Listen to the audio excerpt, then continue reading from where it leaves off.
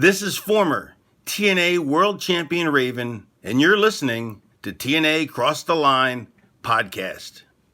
Quote the Raven, nevermore. And don't cross the line. Or do cross the line. I'm not really sure if you're supposed to, you're not supposed to. I don't know. Whatever. You get it. TNA Wrestling. Cross the line.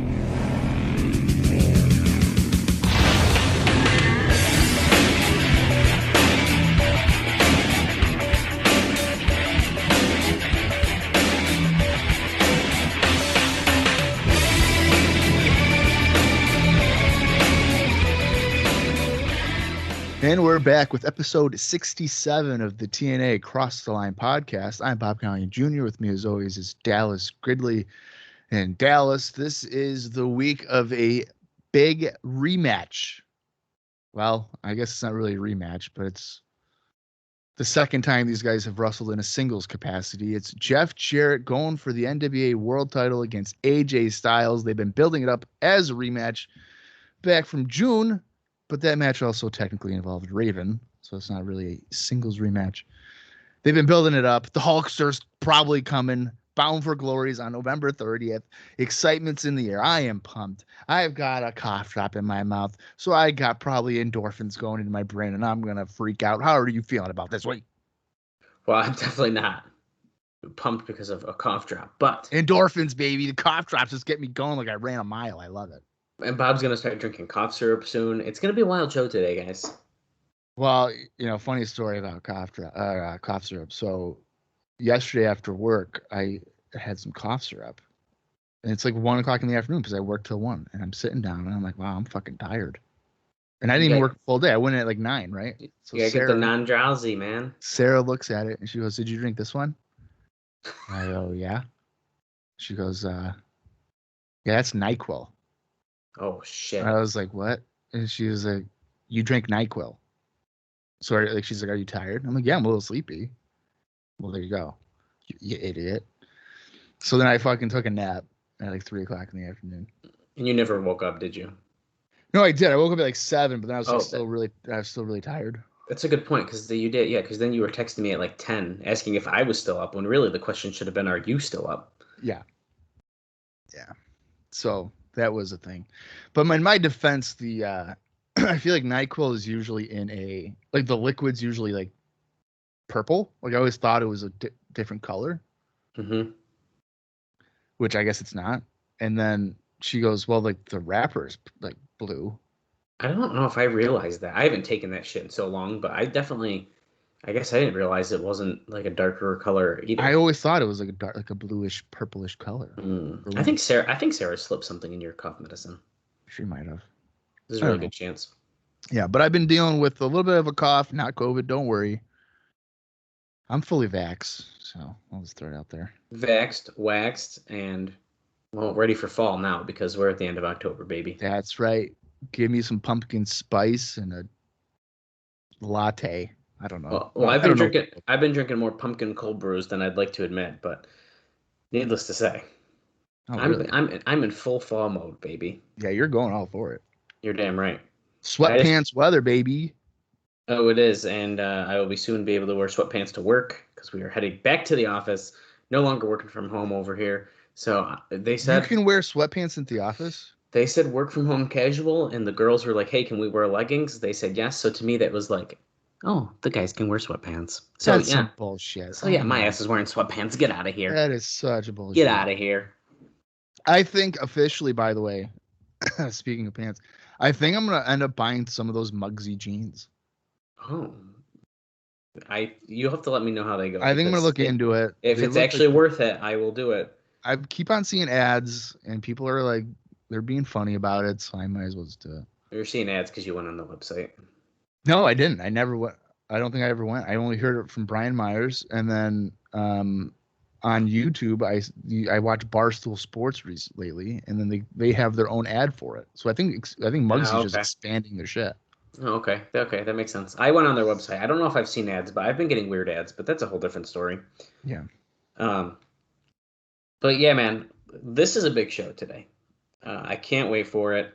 Styles and Jarrett's huge. They've been building for weeks, which is or refreshing to see that happen again, because really the last time there was like a major build was Jarrett and Raven. I mean, realistically, there's a couple other things here and there, but as far as like a major build for a really big match, I think this is like the next one that we really got. I mean, Raven and Douglas got some pretty good build. Yeah, but I feel like as far as Raven and Douglas went, I feel like they went quicker into like each other before, because I feel like the biggest match was that hair versus hair match, but they fought before that. Okay, so you're saying in terms of like, I mean, really, Raven and Jarrett was almost 3 months before they had a singles match. Is that what you're trying to say? Like a longer build? Long build, and like building the excitement about it. Don't get me wrong, I was very excited for Raven and Shane Douglas and all that, but I feel, and I maybe I'm thinking about it in terms of a title match, because a lot of our heavyweight title matches in particular are very random, like randomly Dusty Rhodes gets a title shot. Like a week, you get a week build, not even. So there's stuff like that. Whereas like this has been like, oh, we knew Jarrett was getting this match on this date for at least 3 or 4 weeks, I think, and now we're finally getting it. Yeah, we did know, I think, at least almost a month out. I think it was officially announced. So I'll take it. Not that I necessarily need to be like, hey, on this date, this match is going to happen, and then like get excited about it. But I think with the heavyweight title in particular, they do a lot of random matches, and I think that it's nice when they do build toward, oh, Jarrett's actually our number one contender. mm-hmm. So that's what we're going to. However, as we mentioned when it happened, such as Dusty Rhodes getting the title shot, kind of throws me off, because it's like, why bother doing that?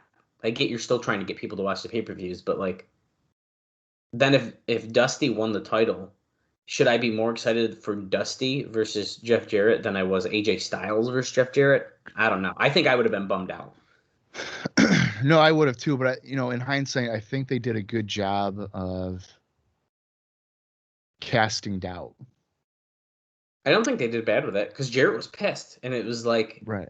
He was like, "Well, I'm supposed to be getting the match," and then they obviously went on to explain that as we've like slowly inched toward Jarrett turning full blown heel, essentially again in TNA, but finally, because I think it needs to happen.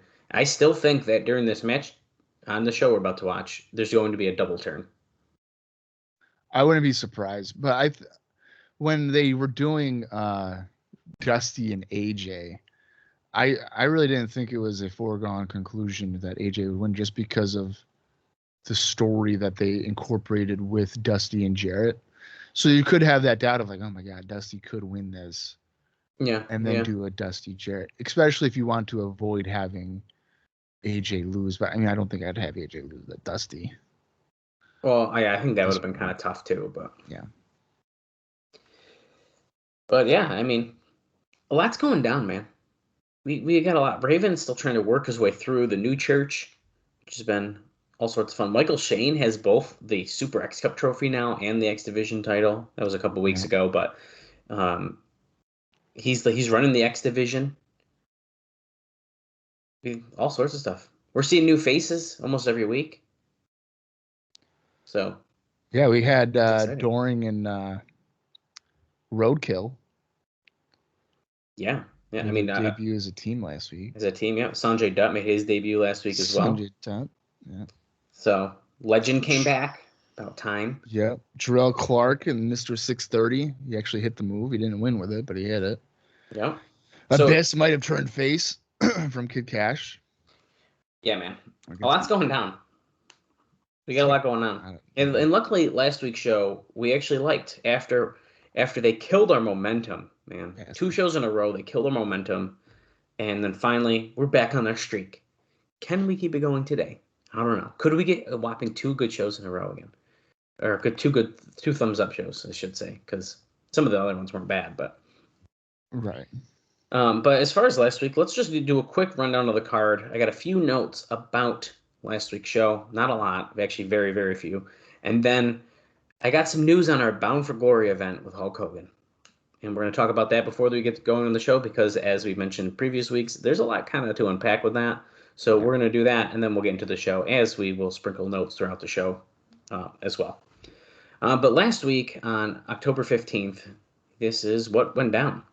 American Most Wanted and Dusty Rhodes defeated ECMO, Legend, and Sonny Siaki in a 6-man tag team match. Michael Shane defeated Christopher Daniels to retain the X Division title. Kevin Northcutt defeated Eric Watts in a match that I totally forgot even happened. Eric Watts and Sonjay Dutt defeated El Fuego and Jarrett Clark. Eric Young and Sonjay. Eric Young, Eric Watts and Eric Young right after each other, throwing my mouth there. Much rather Eric Young on the show. Yeah. Danny Doring and Roadkill defeated Swinger and Diamond, which was actually pretty surprising, defeating our champions there. So, assuming they will be getting a title match. Right, because that was non-title. That was non-title. And then Abyss defeated Kid Cash. And then in the main event, Slash and Vampiro defeated CM Punk and Julio De Niro. So, a fun little show last week. Yeah, I mean, if you really kind of look at the card, you might not think that it would be entertaining, but it actually delivered. So yeah, it delivered on. We went somewhere. We're moving, doing stuff to get us excited about what else is happening, and I think that's what's important in a lot of these shows since we're on pay-per-view, and I think there's even I don't know where it was, but there was a note either in Alvarez's or Dave's section that mentioned like, oh well, it was a good show because they like advanced angles. And it's like, well, yeah, that's definitely what was good about it.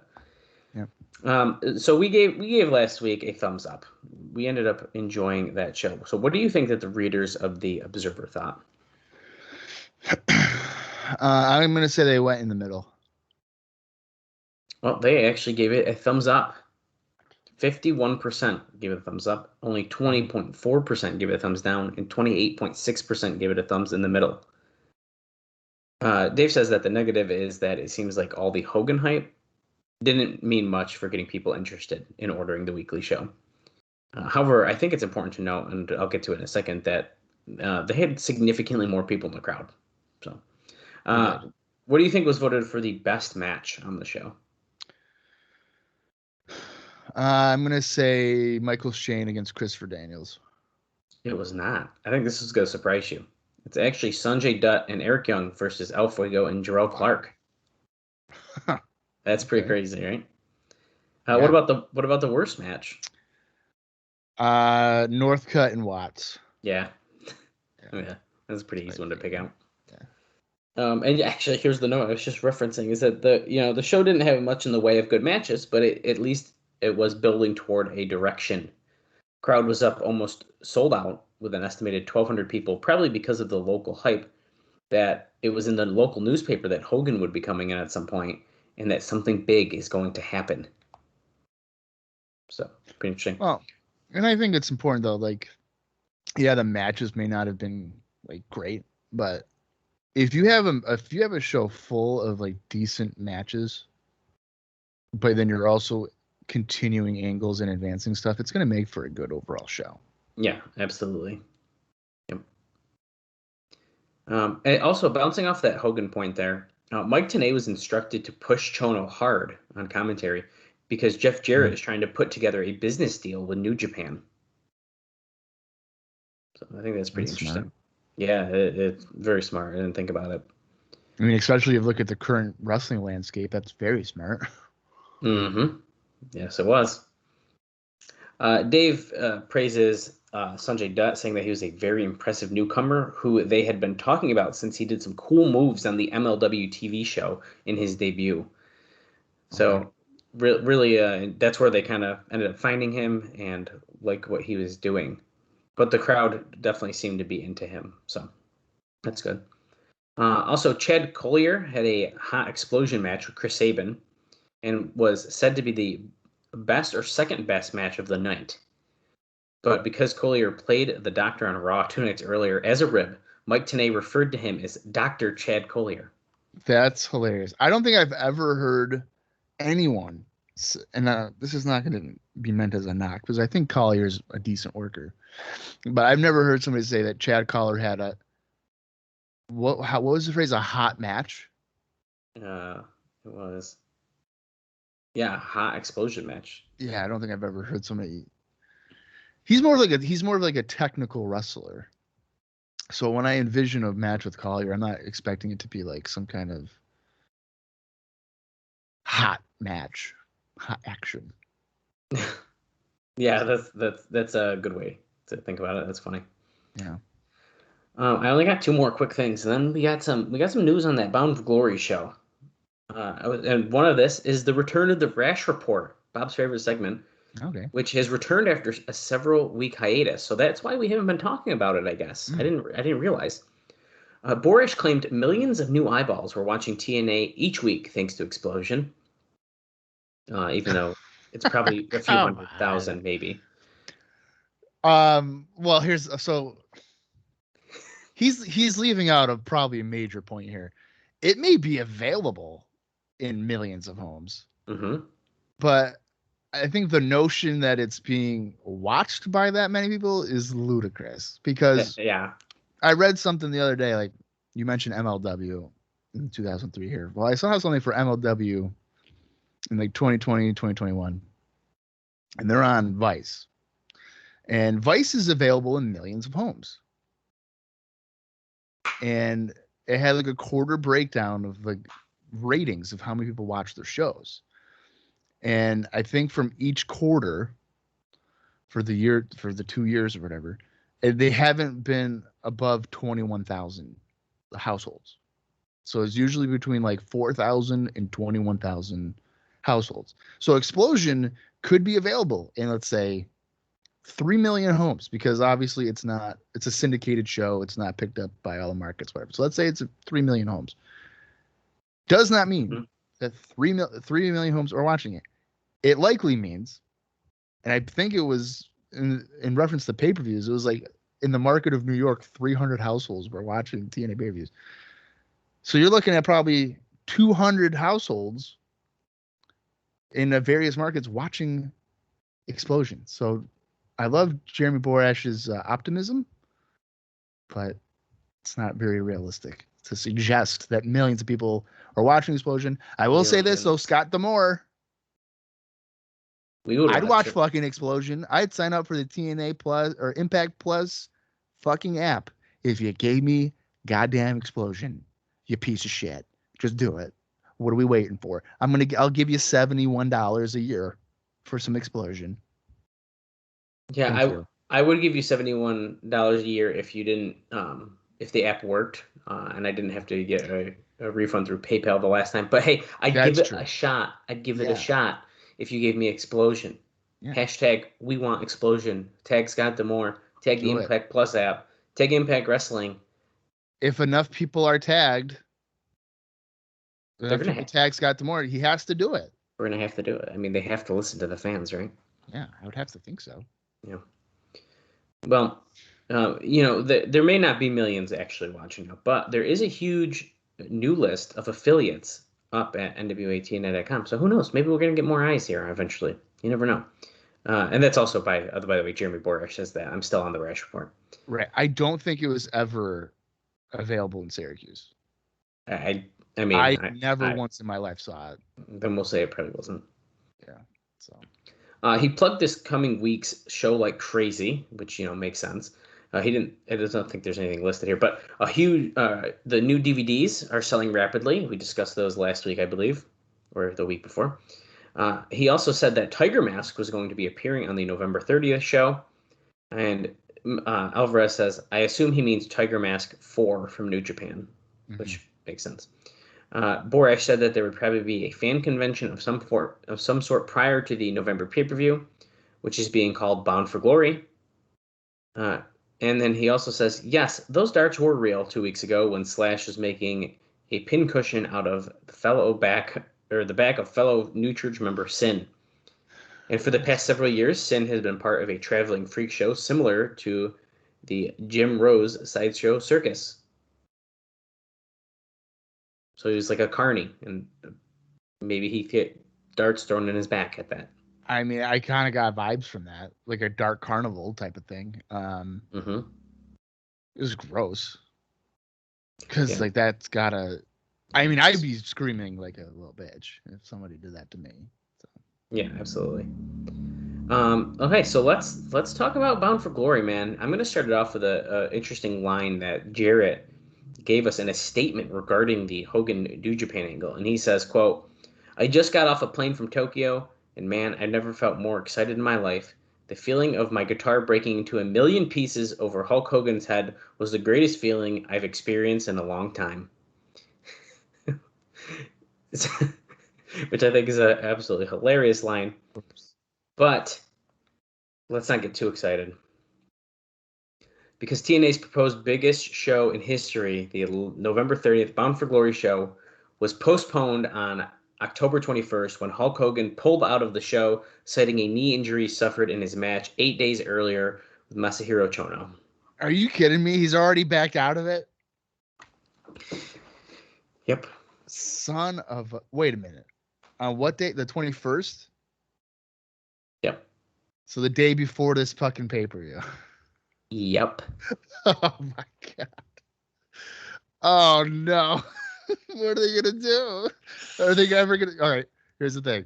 Are they even going to mention it on this pay-per-view? Well, I do have a little bit on that. So Okay. we have a lot to digest here. Oh, So I'm going to try to power through it. We're going to be jumping around a little bit because Alvarez has a couple points that I think are interesting, as well as Oh, there's a man. big. So here, you maybe let me. I'm going to read this little chunk from the Alvarez section first, I need to know. and then I'm This going to is- read. Then I'll go to the Observer because it's a little more in depth. I think it's a little bit better to read through. But so the news left them less than 24 hours to completely rewrite a show and take out all references and angles relating to Hogan and the big event. So, it sucks to be Dutch Mantel right now. Yeah. Alvarez says, "Well, I have little doubt the injury is legit. The timing is interesting. Hogan is known for being the master of a political game. We wrote weeks ago that his dealing with TNA and New Japan could have been nothing more than an attempt to get Vince McMahon to call him back up again." But then he goes on to say, playing devil's advocate, if Hogan was really excited for the TNA deal, as he's claiming, you'd think he would have signed something by now. Perhaps Vince never called, and Hogan realizes that a call is far more likely to come right before WrestleMania 20 in March. Perhaps he figured he could get knee surgery, and then once he's healed up in early 2004, he could start this whole thing over again. And with WrestleMania right around the corner, Vince is far more likely to panic. So that's like the very short version. Now let's dive a little bit deeper because I think there's a lot of interesting stuff with this and some stuff that will affect the show we're about to watch as well. Besides the fact that, they just had to rewrite the show last night. Right. According to those close to Hogan, he tweaked his knee in the Chono match and will be undergoing surgery on October 31st. Hogan had never signed a contract with TNA to do the pay-per-view. This puts the company in a position where it has to publicly explain the postponement of the show. At this point, Hogan is still scheduled to work on the January 4th Tokyo Dome show and has verbally agreed to do the match with Jarrett in February. Jimmy Hart was going through with his scheduled appearance on the October 22nd show where he was going to explain Hogan's injury and possibly the new date. So that is where, on the show we're about to watch, we might be hearing about this if Jimmy Hart comes out. So we'll see how that goes. That's kind of interesting because Jimmy Hart did come out, right? Phone interview. I thought he came out and attacked. Did he? I don't think he did. No? No, I think it was just a phone interview. I could be wrong. Hold on. I'm going on my favorite wrestling resource site, WrestlingRecaps.com. I could have sworn we were like, oh my god, that's Jimmy Hart. Oh, if so, I'm telling you right now. I do remember a phone call, but why do I feel like I remember seeing him come out? Maybe you just really like Jimmy Hart and you can't get him off your mind. That's entirely possible. No, it looks like he did just call in. Okay. Well, then disregard what I said. I don't know why I thought he came out. Maybe you may be getting it mixed up because they showed the video footage of the attack, and I think he was in that video. Oh, maybe. I think that might be what you're thinking about, because they did show that. Yeah, because he ran in and like protected Hogan. Yeah, and we were like, oh shit, there's Jimmy Hart. Right. I'm thinking that he came out and like attacked Jarrett at the Asylum, but I don't think that probably didn't happen. No, I don't think that happened. I'm wishful thinking. Yeah, you're just excited about Jimmy Hart. Yeah. So Hulk Hogan remained in the center of the news over the past week in TNA's plan for a first pay-per-view and New Japan's hopes that someone his magic will return and give them their business some direction. So the November 30th TNA pay-per-view had not finalized the location, but the front runner before cancellation appeared to be the Mid-South Coliseum, Memphis, where Jarrett promoted Wrestling Weekly for 2 decades. The upside of Memphis is that Jimmy Hart, Hogan's manager, controls the local weekly TV slot on the UPN affiliate and does numbers in the 4.0 range. It still does those numbers. Las Vegas fell out of the running on October 15th when officials from New Orleans, where Dixie Carter had been negotiating, said they felt there wasn't enough time to correctly promote the event, but asked to be called first if they were to do a second show with Hogan. Hogan was strong on the event not taking place at the fairgrounds in Nashville and pushed for the Sundome in Tampa, which is his hometown, the Ocean Center in Daytona Beach, since that's where the 2000 Bash at the Beach with Hogan Jarrett angle took place, or in Orlando because Bubba the Love Sponge is a big morning radio in those markets. So we had some potential places. So that would have been a lot of fun, more fun news if this was still happening. But yeah, I mean, I think you got to do it in Tennessee. I would have done it in Memphis. I think that it makes the most sense as far as their business. But what do I know? Yeah, I mean, and just like the history too of like the Jarretts and everything. Mm-hmm. I think it's a fun idea to do it in the same building that the Bash of the Beast angle took in or happened at. I think that's like a fun idea if that's actually what they're going to do as far as like a story. But I think the Mid-South Coliseum in Memphis, I think that's like a really cool, and like I don't know for sure if Hogan has wrestled there or not, but if not, I think that's really cool. If he has, then he's coming back to it too, so I think that's cool too. So either way, I think that's a really cool idea. I just think that TNA would have a tough time drawing somewhere outside of where they've been. I think so too. Because you look at when they become stationary at the Impact Zone for over 2 years. I mean, yeah, they would, travel on their big pay-per-views and draw, let's say, 6,000 fans, but maybe half of those would be paid. Maybe if they were lucky. So I think it'd be very difficult to draw a paying crowd. Yeah, I agree. In Orlando. Yep. So I got some more. So this is just there's a lot going on here with this Hogan situation, which is still kind of crazy to me. But psychologically, this is a huge blow for TNA. It was a rush job to get the show ready for pay-per-view and get the date cleared. And then to have to go back and cancel it hurts the company's credibility with the cable industry. I think that's super important to know. So we'll see how that affects them going forward. But on October 14th, at a private New Japan wrestlers meeting, Hogan was introduced to everyone as the booking advisor. I'm bringing this up because this ties into all of this. Him wrestling in New Japan with the connection with TNA, blah, blah, blah. So he was introduced as the booking advisor. The actual booking was always going to be Chono's baby, and ultimately Inoki's misguided direction. But Hogan did want to have a hand in creative, even though Hogan probably has a good idea of what worked 20 years ago in Japan. It's virtually impossible for someone not living in Japan to truly understand Japan, let alone someone not living there or hasn't followed the scene closely and who can't speak Japanese. Right. Which we've discussed. Chono was said to have been agreeable to just about everything Hogan and Hart wanted on this tour. Most of the reporters and the majority of New Japan fans didn't even know who Jeff Jarrett was doing the angle. TNA officials are under the impression that Hogan will still push for an angle where he will lead a Team Hogan in New Japan rings, and it will consist of TNA wrestlers. Even if New Japan is to send talent to TNA, they have no talent that would mean anything to U.S. fans right now. Oh, I thought that's kind of interesting. So Hogan would have TNA wrestlers with him? As like Team Hogan and bring them to New Japan.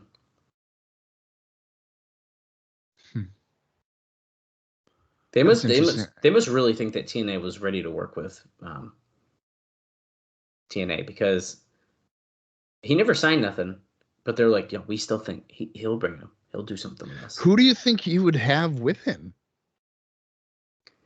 Well, it depends. I would say that Jarrett and stuff will have to have a say in who can go as far as representing the company. I don't think Hogan watches the product enough, so I'd say it's an easy. Well, it depends on what you're doing with the angle, but I feel like Jarrett is an easy in. I feel like Jarrett would easily pick AJ Styles. Well, wait a minute. You think that Hogan would align himself with Jarrett the same guy? No, that's what I said. It depends on what the angle they do is, but I feel like if we just like pretend that didn't happen or something, or they make amends for this Team Hogan thing, then I could see Jarrett easily going. I feel like AJ Styles would have to go. Right.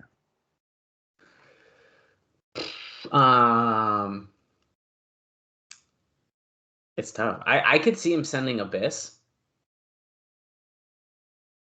That's an interesting choice. What about Raven? I want to say Raven, but like my gut says they wouldn't send him. Yeah, America's Most Wanted. AMW for sure.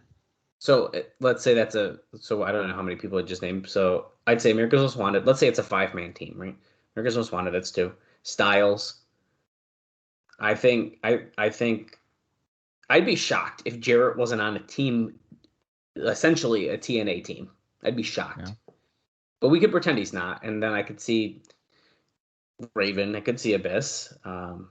Just because Abyss is like he's scary, he's huge. I just feel like he fits the bill of what they'd want. But right. I think there's it's very interesting to think about who could be there. What if they got what about Sting? I mean, that'd be insane. Like Hogan, Sting, Jarrett, AJ, and then Storm and Harris is your 6. Yeah, I mean, that sounds pretty good. I mean, because Sting does have a history with Japan, obviously. No, that's true. I think that's a really good idea. If only I knew Jeff Jarrett in 2003 when I would have been 14. You know, it would have worked out really well. I still think, you know what? I still would have done the Bound for Glory pay-per-view. Sure, you don't have Hogan, but fill out your whole show with some crazy matches like they were going to do a Ultimate X again or whatever, and just to fill the date. Keep it at the fairgrounds. You can do a 3-hour pay-per-view and just continue on. Yeah, well, since you just mentioned that. Well, and another thing, they have Sting for like 3 other dates? Yeah. So I was going to hold on to this note, but since it's being brought up now, we might as well chat. Sting appearing on the November 30th show had already weakened as he didn't seem interested. He did sign a 4-match deal, but hasn't been returning calls when the company has asked him at other times to come in for more dates. That's funny. But the other Jarrett had a tentative plan of Christopher Daniels and Skipper versus America's Most Wanted as a rematch of one of their best bouts in company history, as well as Tiger Mask versus Juventud Guerrera if Guerrera's visa problems were cleared up by them. So they had some. I mean, they had some pretty big stuff planned for the show. Yeah.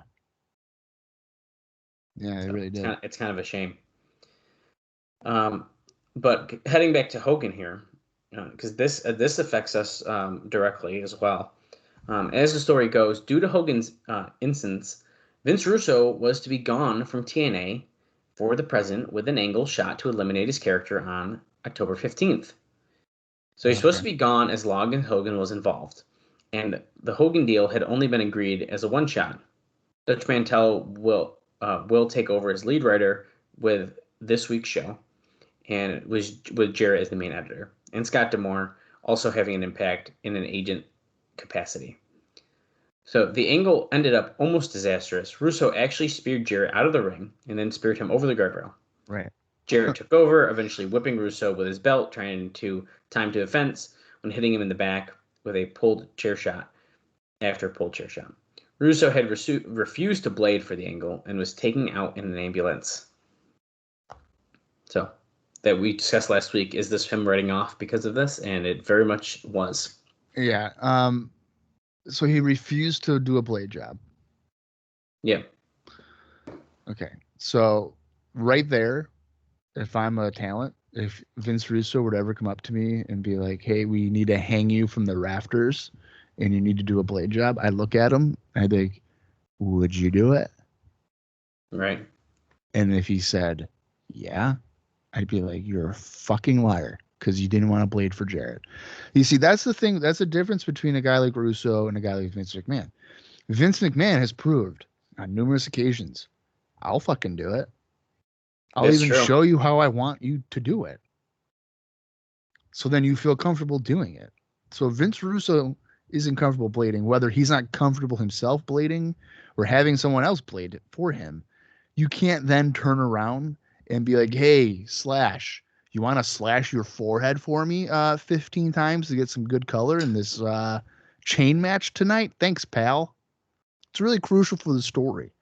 I'm thinking that if Jeff Jarrett were to have kept or had Russo get bloodied, it leaves you the door for, if Russo were to come back, there's a level of sympathy that you could potentially get, because sure, you may hate someone, you may hate a character or whatever, but if you were to just mercifully beat the shit out of Vince Russo, at some point you're going to be like, damn, does this guy really deserve really deserve this?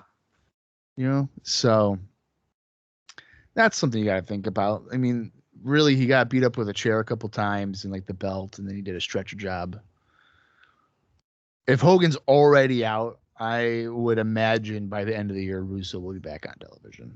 I don't even know if it'll be that long. I think with the Hogan thing being dropped, he's probably going to be back sooner rather than later, if I had to take a guess. But I think due to that attack, we definitely have to keep him off a little bit. Oh, yeah. I'm saying at least like 3 or 4 weeks, he's got to be out. At least. I agree with that. Let me try to power through. There's only a couple more notes here on this Hogan stuff, and then we can get into the show. Okay. Hogan had agreed to do one television appearance at the fairgrounds, probably on October 29th. While in Japan, Hogan taped hours worth of marketing specific interviews for customized television commercials for his match with Jarrett. It would make sense to claim that Jarrett injured Hogan in his attack as a way to explain the show being canceled. But publicly, TNA officials had never announced Hogan for the show to begin with. While in Japan, Hogan was claiming that when and if he gets involved in TNA, he would want to get all the way involved. Whatever that means. And also, from a TNA standpoint, as noted before, they are not going to get strong television that they need without Hogan, but there are no signs that they are any closer right now when they potentially had him. Yeah, what does that mean, all the way involved? I don't think they really elaborate here, because then it kind of goes into a different promotion thing that he was working on doing, but we didn't really discuss that because it doesn't really affect TNA. So I don't know if that just means appearing on the weekly shows to kind of hype it up. Does he want to like own it? Well, I'm sure he does, but I feel like it's got to be. I mean, if he's sitting down doing customized television commercials to really try to push this match with Jarrett, I mean, at least he's trying to put in some extra effort to get people to want to come and see his match. Right. And crazy that this stuff is filmed, right? I'd love to see this, to be honest with you, and be like, what was the hype for the Jarrett match that they're doing in these market-specific interviews to talk hours of footage that no one's ever seen? Well, I'm just confused how there's hours. I mean, Hulk Hogan usually would cut like a 90-second promo. How many 90-second promos can a guy cut on Jeff Jarrett? Well, it depends on how many markets there are. Oh, you think he just repeated the same one and just inserted a different like town? Yeah, kind of. I mean, that's stuff that, I mean, that's a thing. Yeah, I mean, you're not wrong. But I think it's interesting, and shame that that fell apart just as quick as it was coming up. Yeah, I mean, what a whirlwind of emotions. Like, we got Hogan. We're on TV, it's happening, and then 6 days later, it's like, shit, he didn't do it. That's why it's important to have a signature on a contract that allows, this stuff to happen. But they got risky, they didn't play it safe, and then you got burned. I'm sure they have learned their lesson very well. Yeah, you would hope. You'd hope so. You'd hope so. Although Sting's not answering his phone either, and he has signed a contract. So he what's does that have tell a contract, right? Yeah, so what's that tell you? Yeah. Yeah. Well, let's talk about Explosion real quick, and then we can get into the show, man, and we can watch it. We can talk independent news during the show. I got some other fun notes. Nothing as exciting as this Hogan stuff. I hate to say it, but it's the truth. And yeah, I'm excited. So, Explosion number 53, according to Cage Match. It was taped on the same day as this show, October 22nd, 2003, and it aired on October 25th, 2003, and it featured the following 3 matches. David Young defeated Jimmy Rave. Abyss defeated C.B. Kane. And Shane Douglas defeated Brian Gamble. And then I also have one other match that was not listed as a dark match, and that is CM Punk and Julio De Niro defeating Nate Matson and Briar Wellington. Well, I don't know a good portion of those people. Yeah. Also, I don't know. Cage Match has the order of the matches a little differently. The Shane Douglas match actually took place before the David Young and Jimmy Rave match, according to the Observer. Cage Match has it listed separately. I don't know if it really matters. But, no, it doesn't. But there you go. I'm just telling you. I'm giving you the rundown in case you cared what match happened first. Yeah, a stickler for information. Hey, that's what we do on here. All right. We got to be as accurate as we can. All right, I will do indie notes, of course, during the show. So if you want to watch the October 22nd, 2003 TNA Weekly Pay-Per-View, well, head over to the Impact Plus app or just kind of find it wherever you can. I don't think it's on YouTube or anything, but it could be. I don't think it's on the Impact Insider YouTube page, but maybe you're listening to this 5 years into the future and it is. I don't know. But regardless, I'm going to count down from 5.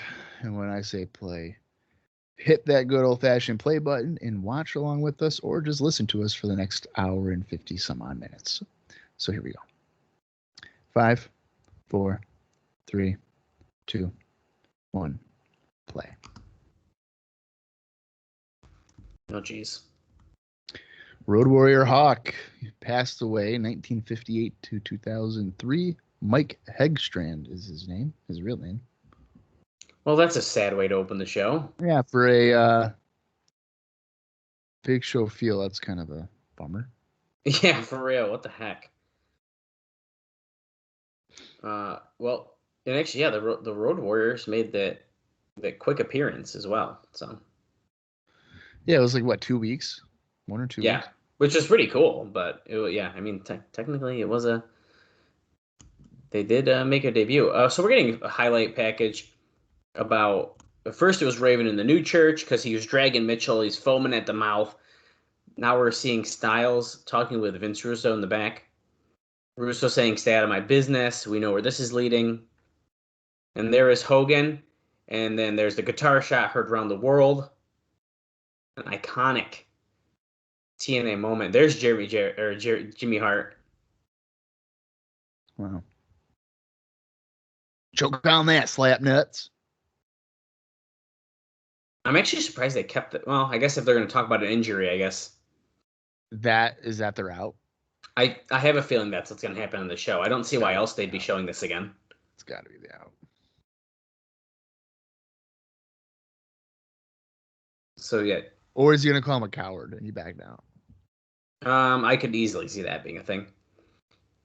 And yeah, Jarrett mentioned in that interview last week, he heard that Hogan was negotiating with TNA, so he had to go stop it because he's got a shot next week, which is the show we're watching now, for the title. He didn't want Hogan to overshadow him and get See, involved. now that's what I thought. Okay, this is the scene where I thought it was Jimmy Hart. It was Russo. Right. Okay. Oh, okay. I could see why you would have That's why I forgotten why. thought. Yeah. Yeah.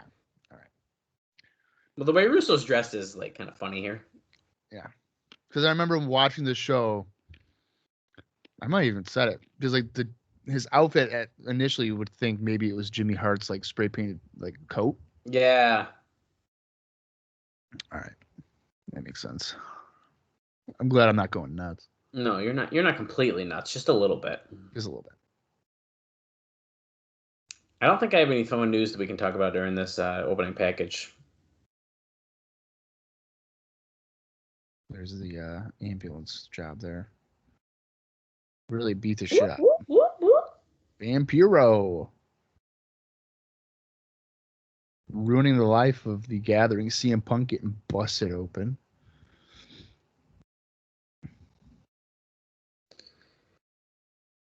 Well, I'm hoping that since they're doing so much video package here, and now they're actually doing kind of what they did. I think it was on the show with Raven and Jarrett, wasn't it? Where they essentially recapped the whole feud before the big match. It's kind of what's happening right now is we're recapping a lot of these feuds almost completely because some people this might be their first show they're watching. Yeah, and especially when you know, the whole Hogan thing, maybe more people are going to tune into it. They don't know what's going on. They don't have context or anything. Yeah, exactly. Yes, Jimmy Hart was on the phone. Jarrett's definitely heel now. I mean, Listen to the even promo. his demeanor is different. Yep, Yeah. Like this is definitely chosen one Jeff Jarrett vibes. absolutely. There's security trying to break up Styles and Jarrett last week. Separate these two. This is out of control. We gotta go. Guys in the truck, or you keep recording. We'll show you next week. Tonight, Oh. Jeff Jarrett, AJ Styles. Styles versus Jarrett for the NWA World Championship. That's right. I don't know how I feel about that graphic. They keep doing weird graphics like that, so Yeah. there it is, I guess. Definition of like 2000s graphics there. Oh, there you go. Watch your back, baby. Look at that shirt. Wow, look how excited everyone is. That entire section of people looked like they were all 78-year-old men. No. What in the world? Heel Who needs section, Blue baby. Chew? Those old guys are probably just there for the cage girls to try to get riled up a little bit. Well, we're going right into some action here. We're 4 minutes, 57 seconds in. 6-man tag team match. Ooh. Trinity leading, it looks That's like Legend, ECMO, and Sonny Siaki. Oh, holy Whoa, shit. Just what the shoved fuck, Trinity man? under the This girl cannot find people who love her. Why did you shove her like that? Jeez. God. any relationship that Trinity goes into, she's instantly abused. It really does seem like that, huh? First, it was Kid Cash, right? And now Siaki. It's never ending for her. Russo was a kind of a dick to her. Yeah. No. Looks like great. Looks like they're facing 3 Live Crew, baby. K-Dog, the Magic Stick. You like 3 Live Crew more than I do, right? I think so. I mean, I don't know if I like them as far as like how ridiculous they are in this early TNA, because it definitely is more of like a comedy thing than anything. It's absolutely comedy. I mean, we've toned that down though. We haven't done a lot of those like vignettes and stuff like that. But why is Ron Killings wearing a rain jacket? It's literally like a clear jacket. It's very weird. Yeah. They cut their music wicked early. Yeah, what is up with that? Maybe it was raining outside. Could have been. Let's see how much. I mean, the fans love him. I like Ron Killings. I like Conan. Don't really like BG James that much. But are they getting booed or are they going? Hoo, hoo, hoo? No, they're barking. Okay. I was hoping Yeah, where my dogs at? Roof, roof, roof, roof. I mean, you can't deny how much the fans love him. Yeah, well, I mean, partially, I think it's just like the nostalgia. You know, it's like when BG does his like the New Age Outlaws thing. It's like you're familiar with it. Yeah. I don't know how Hey, over it is. before we get too much further into the show, how many people do you think are in attendance tonight with all this Hogan hype? Where do you think we're at? I'm gonna say 950 Nope. more. Oh yeah. 1100. A little more than that. We are at 1250. So we went up a little bit, even more than last week. Wow. So. Yeah, I would not have guessed that one. Not 1250. Oh. You can press the SAP button on your remote control for Spanish commentary. And hey, I got some Spanish news we can talk about some Mexico. So we can talk about that during this match. This one's actually about Vampiro, but I actually don't know if he appears on the show. So I'm just going to tell you now. It was almost a done deal that Vampiro will be jumping to AAA in Mexico. Vampiro was trying to get Conan in, but Pena has also remarked in the last few weeks that the day he uses Conan is the day he gets out of the wrestling business. Wow. And then also, Vampiro also met Paco Alonso, which we've discussed as well. And he got word that TNA is working with New Japan and that TNA is also working with Pena. So, and he freaked out because of his long-term relationship in New Japan. So now Alonso wants to go to Nashville to see if he can get ahead off the Pena deal. So he's trying to. There should be a fight to work. Which Mexican promotion can work with TNA? And to bounce off that a little bit, as Conan does a facebuster to Legend. Yeah, he completely missed on that kick though. To the mid, he didn't make any contact, man. ECMO breaking up the pin. Kind of funny. The working agreement between TNA and AAA is very close to being final. Paco Alonso of EMLL didn't seem to make any kind of serious effort to head in, and even though he controls most of the wrestlers in Mexico, Antonio Pena was more persistent, and Killings does that big leg drop off the top rope to the middle of Legend's legs, his groin, if you will.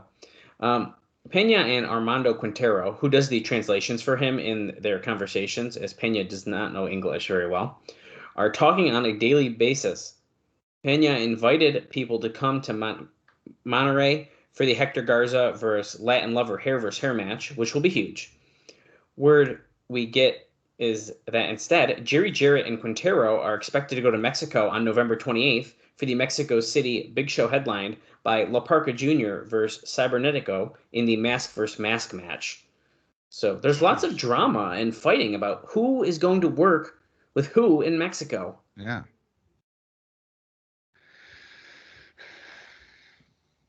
ECMO controlling Ron Killings here.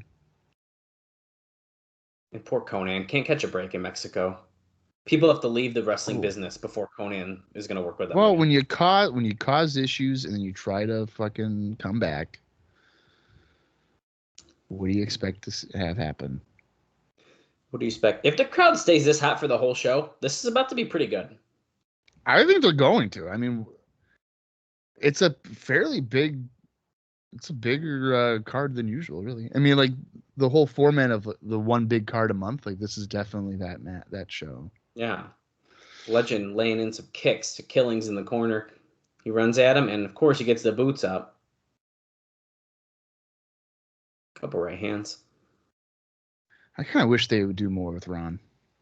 I see. So do I. That's I think my only like thing I don't like about Three Life Crew is that Killings is an easy main eventer in TNA. I think he's proved that. I think he had a decent run, and like so to essentially do nothing with him kind of sucks. Yeah, he's being held back by BG and Conan, whose careers obviously peaked, 4 years ago, and now they're just kind of milking it. Well, listen, I love Conan, so ECMO hits the post after Killings moving out of the way in the corner. Siaki tags himself in though. Killings tags in BG James, who wears this awful ring attire. Yeah, what is that? It's like a very large t-shirt and silver shorts with black knee pads and then teal with cross kick pads. He looks like he's about to play a softball game at the YMCA Rec League. Oh, yeah, that's a good way to put it. But BG laying down Legend and Sonny Siaki. ECMO coming in. Conan also in the ring. Throws Legend that rolling clothesline. Rolling Thunder Lariat. Rolling Thunder Lariat. Stole that from Rob Van Dam, probably. Oh. Oh. Killings launches himself off BG, but ECMO catches him. And, oh, shit. Hurricane Rana to the floor, sending both of them to the floor.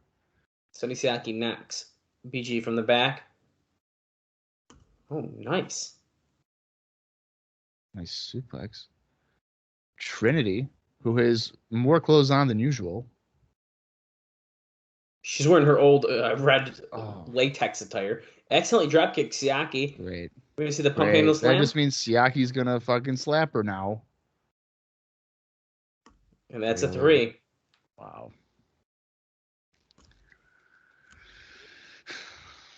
That was a fun opener. I mean, it was quick. Yeah, but I don't like fucking Siaki jobbing. Well, me either, but, we can't win them all. And BG getting the pin, like, just let Ron. Ron, if anybody's going to get over of this trio, it needs to be Ron. I agree. We're over at the announce table now. Of course, we're probably going to get the hype for the show. Yeah, I can't wait. So remember when we were like, Hulk Hogan's coming? No, he's not. Oh. We are going to hear how the AJ Styles, Jeff Jarrett, how will it be impacted by Vince Russo's absence? Yes. He brutalized Vince Russo last week.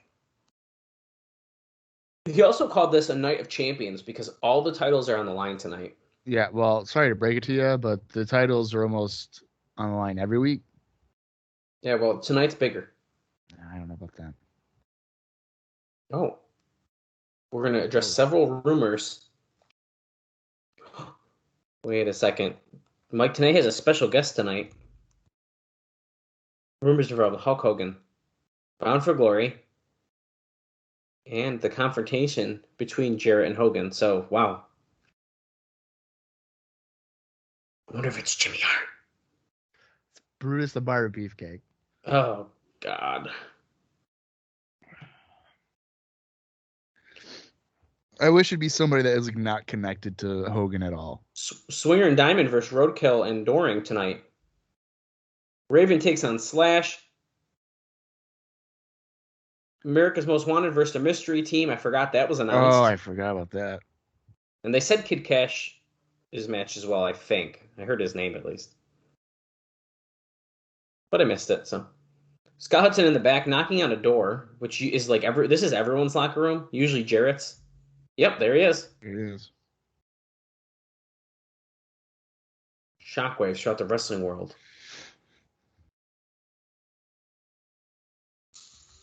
Scott Hudson.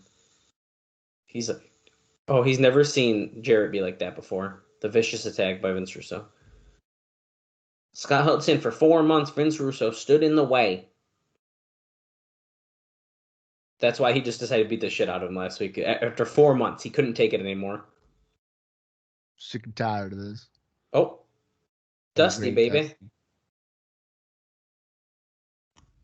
Dusty says, let me tell you about the excitement tonight. I have a small note on Dusty, but we'll get through this interview first. You went to Tokyo, Japan. You planted a big boot in the world of promotion by taking care of Hulk Hogan. Hulk Hogan. Yeah, Vinny Russo. Everybody's going to be watching tonight. Because Jarrett knows what it's like to strap the gold around his waist, too, but... Wow, Dusty just said he's going to watch Jarrett's back tonight. Why? But Jarrett says, you opened my eyes 4 weeks ago. Let me watching your back. Let me watching anyone who comes down to ringside. Yeah, why is he going to watch his back? Jarrett promises he's walking in the challenger and out the champion. Oh, might be a touchy subject to you. Oh. When you called me a self-serving son of a bitch. Justy says, let me tell you something. It takes one self-serving son of a bitch to know one. Oh, shit. Oh, man. Okay, well, here's a highlight package about Kid Cash. So this is a great time to tell you about that. Dusty was on WrestleZone Radio last week and claimed that TNA would have some sort of TV deal within the next 6 months. He also said 2 years ago, WWE contacted him about coming in to take a writing position. That fell through, and he wound up in TNA, which he fell in love with. A writing gig? Yeah. Oh, that's interesting. Yeah, I thought so. We're seeing Kid Cash hit Abyss with the chair, which, of course, Abyss went down to a knee, smash mouth. I don't know how, I'm trying to think, like, Dusty's booking style would work in this era. I think it can never be bad to have, I guess, another opinion in there, but yeah, but like, and like I'm just saying it now. Like, I'm not overly familiar with it, but I don't really know how much Dusty evolved. I think that's fair. Kind of like Cornette, you know. Yeah. It has never evolved. Here's Kid Cash coming out, baby. Where's Lollipop, bro? I don't know, but I'm pissed about it. The notorious KID. Maybe she got another boob job. Okay, so just like Belladonna did, and then she never fucking came back. That poor girl. Serving pizzas, never came back, and then... Oh. Speaking of boob jobs, she definitely has a boob job. Mm-hmm. Oh, wait, that's Lollipop right that's there. Lollipop, you son of a bitch. What are you talking about? Here we go. Sonjay Dutt. How fucking dare you. Telling me, oh, where's Lollipop? And then she's right there. Well, they didn't show her. They keep showing the other girl, and usually Lollipop is the number one. She is the number one. It's not usually. I like April more, but whatever. You know what? No, you need to stop that. I know. I'm sorry.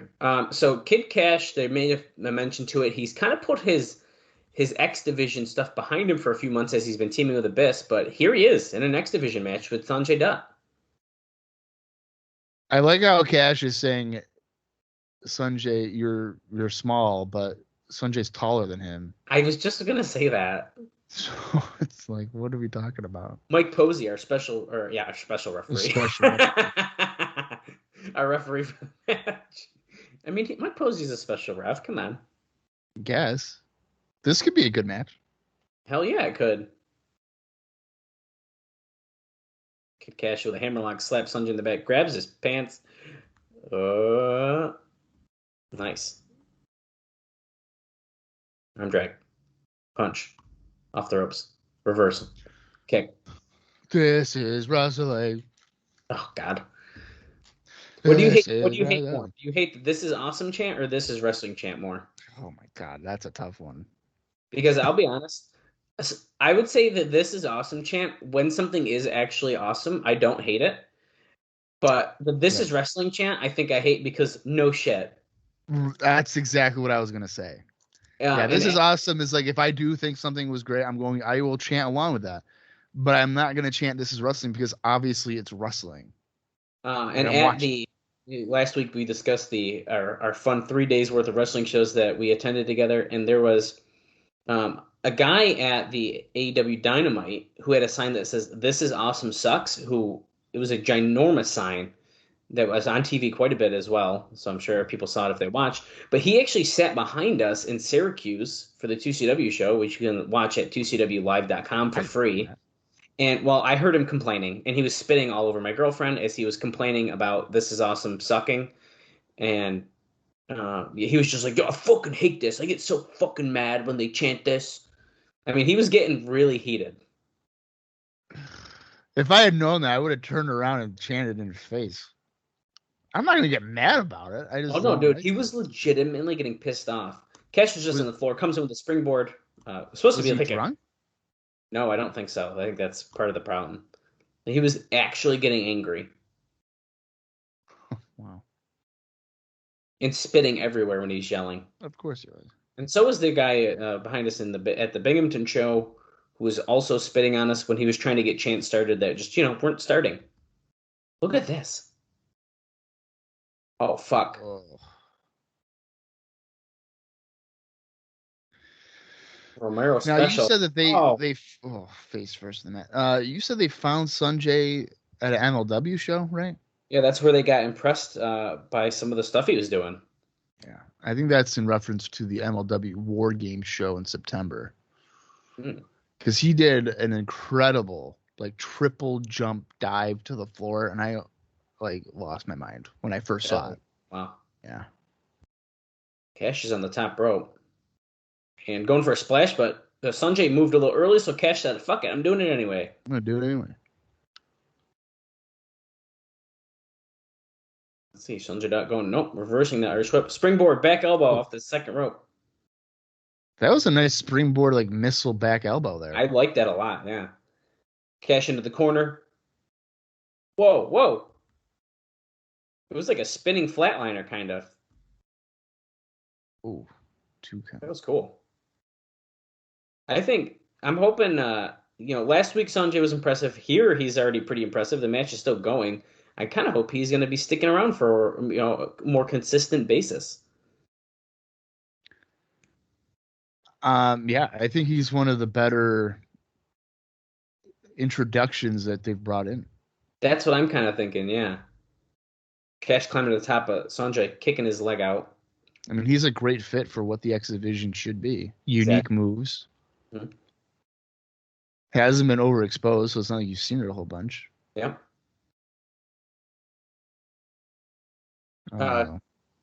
Oh, shit. Oh, God. What is he doing? Oh! Bro, are you serious? Shit. I don't even know what you call that. Fucking devastating. Oh, Google can't believe it, or my watch. It just said, yeah, I'm serious. It's a Tanae's saying that's a modified brain buster, but like, holy shit. That's an understatement. Modified brain buster. Are you kidding me? Right. Off the middle rope? Like, Jesus. Now he's rubbing Sonjay's face into the mat. That's how you get staph infection. Probably. Oh, shit. Oh, great. Abyss must have been watching TV in his boiler room because he's coming out.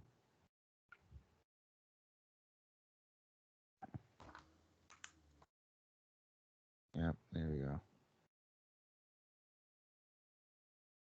He's pissed. You already won your match, though. Okay, yeah, get out of there, Cash. He already won his match.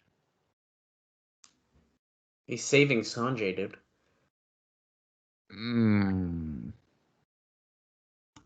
Sanjay's like, yeah, dude, clap for him. He's good. He hugs him. Why is he hugging Abyss, dude? What? I don't think Abyss works like this.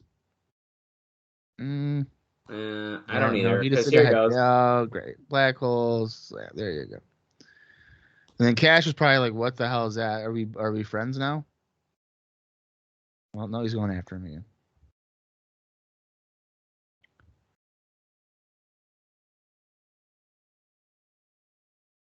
What is this?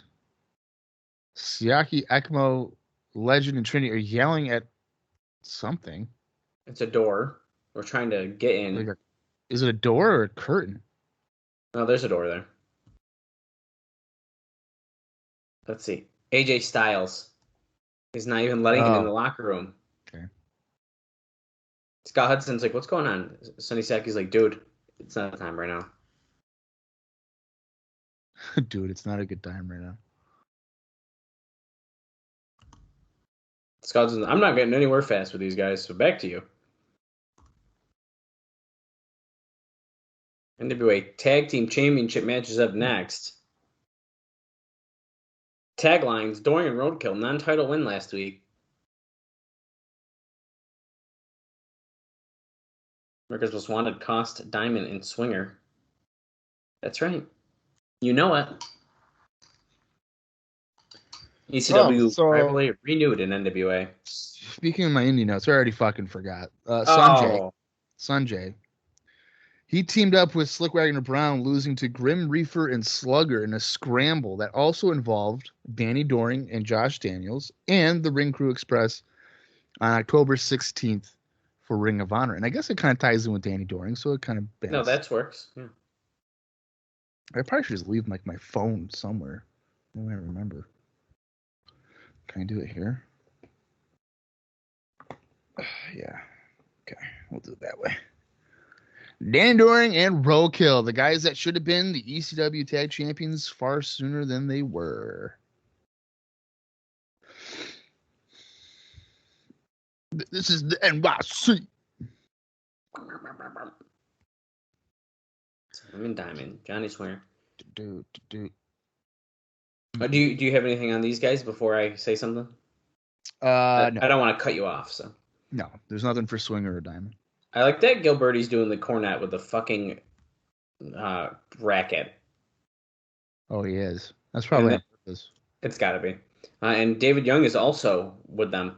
I just wanted to point out that over on our Twitter page at Cross the Line TNA, Simon Diamond pretty much responds to every single tweet I tag him in these days. Including that he says they attacked David Young because he disagreed with him that Eddie Van Halen is the GOAT guitarist. Because he tried to give him that Hendrix bullshit, he said. And then another note, back on NWA-TNA Pay-Per-View number 65, there was a post of them about to be facing Three Live Crew in that elimination match. And Diamond says, I think this was the day that Swinger and I were trying to hold off on signing with TNA while we waited on WWE. This was during our 3-hour drive from Atlanta. We signed that day at the Asylum, I think. And then he also added on to that he could talk for hours about behind the scenes at TNA because he was there for 15 years. And I said, well, we would love to hear that. Yeah, no kidding. Because it seems like he has a lot of really fun stories. Yeah. I'm really interested about the fact that they were holding out for WWE deals. Yeah, that's super interesting, isn't it? Yeah, I mean, I'm assuming that's suggesting that WWE was interested, but they couldn't. Like, I don't understand. Like, I mean, I know Dawn Marie was there, his wife at the time, or girlfriend. So I don't know. Do you see Swear and Diamond being, or how should I word this, losing the titles tonight? Because I don't. No. The only team that I can see beating Diamond and Swinger for these tag team titles is America's Most Wanted. I'm gonna agree with that. Yeah, I don't see Doring and Roadkill winning this match at all. I want to say leg drop. Oh, nice leg drop. I mean, it's the typical like you win a non-title match and you get a title match and then you lose. Well, yeah, and that's fine and all. I just don't think. Look at America's Most Wanted watching backstage. Wait, they're watching a screen like normal people. That's weird. They're not watching it sideways. Right, but I also don't think I'm ever standing up behind a chair leaning over it like that. But whatever. I've certainly done that before, but that's how you watch television. Well, that's not television, but like if I'm like hanging out and like someone's watching something, like you're looking over their shoulder, I get that. That's not as weird as standing sideways watching a screen backstage. No, it's not. But I mean, he's standing over the chair. He's not standing over James Storm watching it. He's not even sitting down. Maybe he's antsy and he was getting nervous about the match, and I don't know. I don't know. Speaking of Chris Harris, and this is not a joke, I don't know if you saw, but recently he was arrested for a DUI. So I hope everything's okay with Chris Harris. Yeah, I did see that actually. Yeah, he's responded to us quite a few times on Twitter as well. So. Yeah, so I hope all is well with him, and yeah. Short-arm clothesline by the Swing Thing, Johnny Swinger. Who still is heavily bandaged, by the way, in his midsection. Let's not forget he had his appendix taken out just a few weeks ago. And is this continually wrestling? I don't understand. More power to him. I mean, if he's gonna do it safe, he's a machine. He's not a normal man. I'm going to assume that TNA don't have like doctors there. I think that's very, very accurate. Probably. I don't Because know. if I'm Swinger and I Do walk you up, I'm like, normally? you should Well, it depends at if you need wrestling to. shows. In New York State, I think you have to. I You think have it's to for New York State because of the commission. I don't know what Tennessee's athletic commission is like. Because it seems like New York State, from what I've heard and know about, is one of the strictest states for It is. professional wrestling. Yeah. Which is Which ridiculous. I was talking to someone about the return of XPW, which is happening Yeah. in Rochester, and the fact that how much is actually going to happen at that show because New York State doesn't like the extreme violence and stuff like that. But Schlack is going to be there. Well, here's the thing. I mean, XPW has always been, we do our own thing, like fuck the rules. So if they're like, hey, don't use barbed wire, they're gonna be like, we'll use barbed wire. Risky. I really doubt that they're gonna be like a modernized version of itself. I would imagine it's gonna be deathmatch. I saw Brian Cage was booked for it, which was weird. Brian Cage, Matt Cross. There's a Matt couple Cross. others. I mean, Matt Cross was in the original XPW, so I could see that. Oh, he was? Yeah. I don't know a whole lot about the OG besides that there was a lot of death matches. Yeah. He teamed up with Josh Prohibition a few times. Oh, okay. Dorian into the corner, puts a boot up to Swinger, comes back, big clothesline. If you're watching along, we're at 33, 30, 31, 32. Actually, also, you know what else I found out is our buddy Screech. He's a big fan of IcoPod, me and Bob's other podcast that we do with our friend Austin Skinner. But Screech also listens to the TNA Cross the Line podcast. That's interesting because he before said he had no interest in it. Yeah, he has been listening to it. Said that he's enjoying that it's a bit different, and thinks The that only we do a great difference is job. that Austin isn't here. Yeah, well. Ooh, springboard double clothesline to Swinger and Diamond. Double pin 1, 2. To be I fair, don't know why why did the referee just count with both arms? well, because there's double pin. He's excited. Yeah, but they're not. There's only one legal pin. It's our special referee, Rudy Charles. Special referee. Special ref. Also, to add on to that, oh wait, David Young just threw the title belt into Johnny Swinger. Screech was also drunk when he told me this, so. Oh, well, there you go. Well, you know what? Your true feelings come out when you're drunk. Oh, there we go. Are they really 1, 2? Nope. Oh, he kicked out. Okay. I thought he was going to beat him off that. So did I. But then that would mean that David Young did something right. And they tend not to allow that to happen. Why is he pulling his hair out? Relax. You're not Mankind. He's going crazy, dude. Maybe his appendix is hurting him. That he got removed. That's why he's pulling his hair out. If you mention it, he should wince like Brick Santel. Brick Santel, that's right. Oh! Holy shit. Dorian Boink. off the back of Roadkill, taking out Gilberti and David Young ringside. That was nice. Maybe Doring should be in the X Division. Another side slam by Roadkill on Diamond. He's going to the Dirt Road Slam. I didn't know if they were going to call it that, but they did.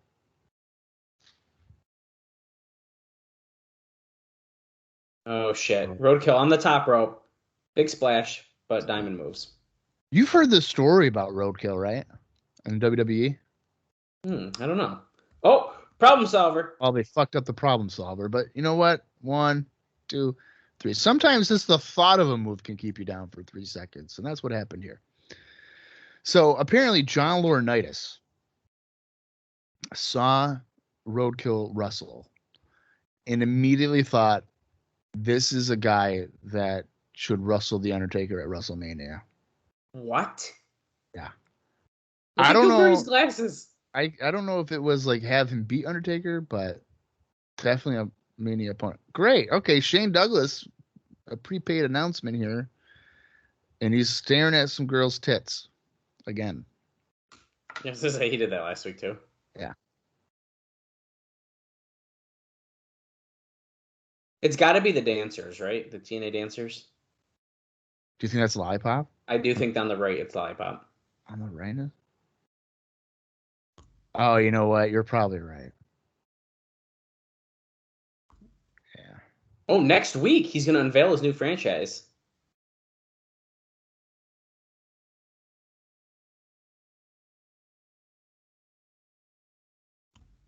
Oh, okay. What? Show me what you got to kick his ass out there. Oh. He's shaking someone's hand. So someone's in an X Division match next week, and he said, if you do well, then you could be joining the franchise team. Who could join him, you think? I don't know. He's got it's somebody that's on this show that he said impress him. That was in an X Division match. I'm gonna say Kid Cash.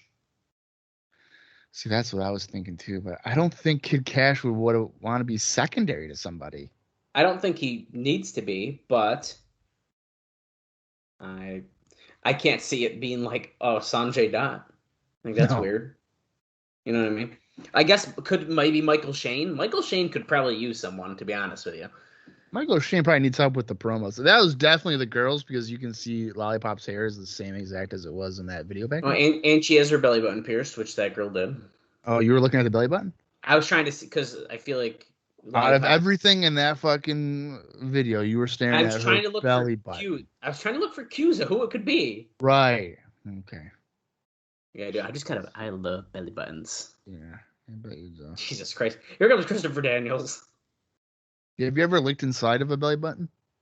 Licked inside? Yeah. I don't know if I have. What the fuck? Oh, man. Christopher Daniels recently returned to Impact Wrestling. Where are his minions? Are they there? Nope, they sure aren't. No. That was quick. Jesus. Hell, save it. Hell, save it. Oh, what happened to his eye? Oh, I don't know. Did he have any indie matches? Things remind me. Or it could have been from Explosion last week, potentially even, I guess. All right, well, I got two guys here. Michael Shane, who's about to make his way. Wait. That's Shane Douglas's music. Oh,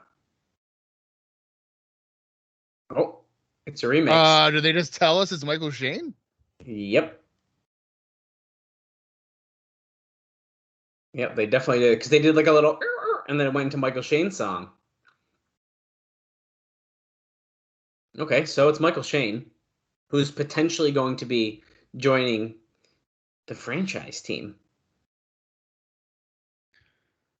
All right, well, whatever. That was weird that they would just tease it and then 45 seconds later be like, oh, by the way, it's Michael Shane. Anyway. Yeah.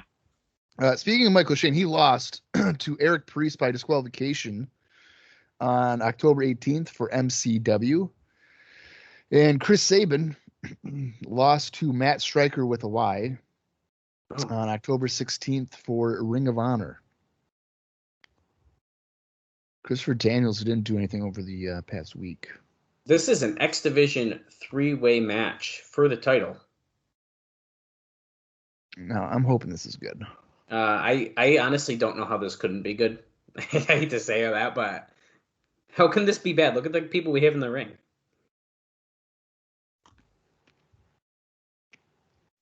No, Michael Shane getting double teamed early on. Oh yeah, one. Then Daniels and Sabin throwing him off the rope. Come back, double back body drop. Yeah, so I definitely think the followers of Daniels have to be dropped officially now, I would assume. I don't know why he wouldn't come out with them otherwise.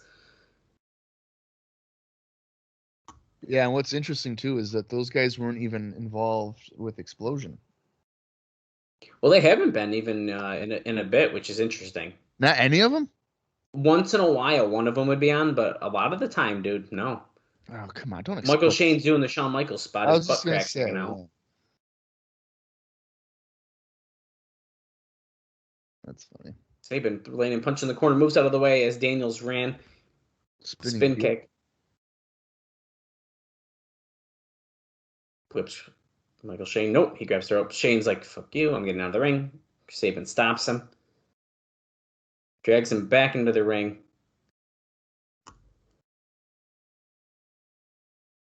Hammering away on Michael Shane. Now Daniels gets dropped as well. Goes into the corner. Sabin, come back. Double knees. Northern Light suplex into a bridge. Drop kick by Daniels. Right on the knee. That didn't look like it felt good.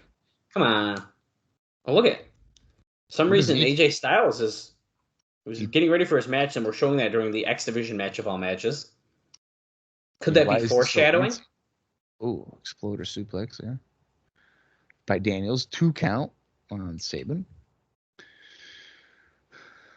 There's Shane Douglas. God, why does Shane look like in horrible shape? Because his hair's not done. Is that really what it is? It is. His hair's not spiked up like it normally is. Oh, probably because it was after his...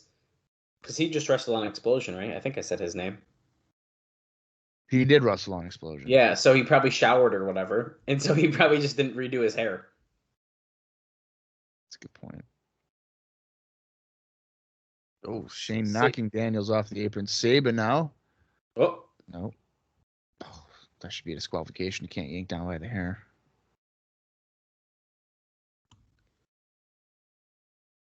Oh. Daniels gets sent into the railing off the apron. Now Shane going after Sabin. Is he going for his injured eye that probably Matt Stryker stiffed him? That piece of shit, Matt Stryker. With a Y. The Y. Not the teacher. The guy from Ohio. With a unibrow. He has a bunch of uppercuts and stuff like that. Jerk. That's what it had to have been what it was. Michael Shane, Chris Sabin trading blows. Boom, boom. And an upper knee. Boom. Knee to the midsection. Now just more right hands. A lot of brawling, which is surprising for a triple threat match here. Yep. Throwing Michael Shane to the apron. Sabin is doing a springboard dropkick. Knocks Michael Shane off there. Do a somersault dive, you pansy. Do it. Do a dive. Off the rope. Oh, but Christopher Daniels. Oh. Sit out powerbomb. This is wrestling. This is awesome. This is awesome. The offensive assault. Yeah, it's very offensive as they punch each other. Yeah. Tilt-a-roll backbreaker by Daniels on Sabin, followed by an STO. 1, 2, kick out at 2. He's going to try again. Hooking the leg this time. Doesn't work still. Another one. No. Use the ropes for leverage, you coward.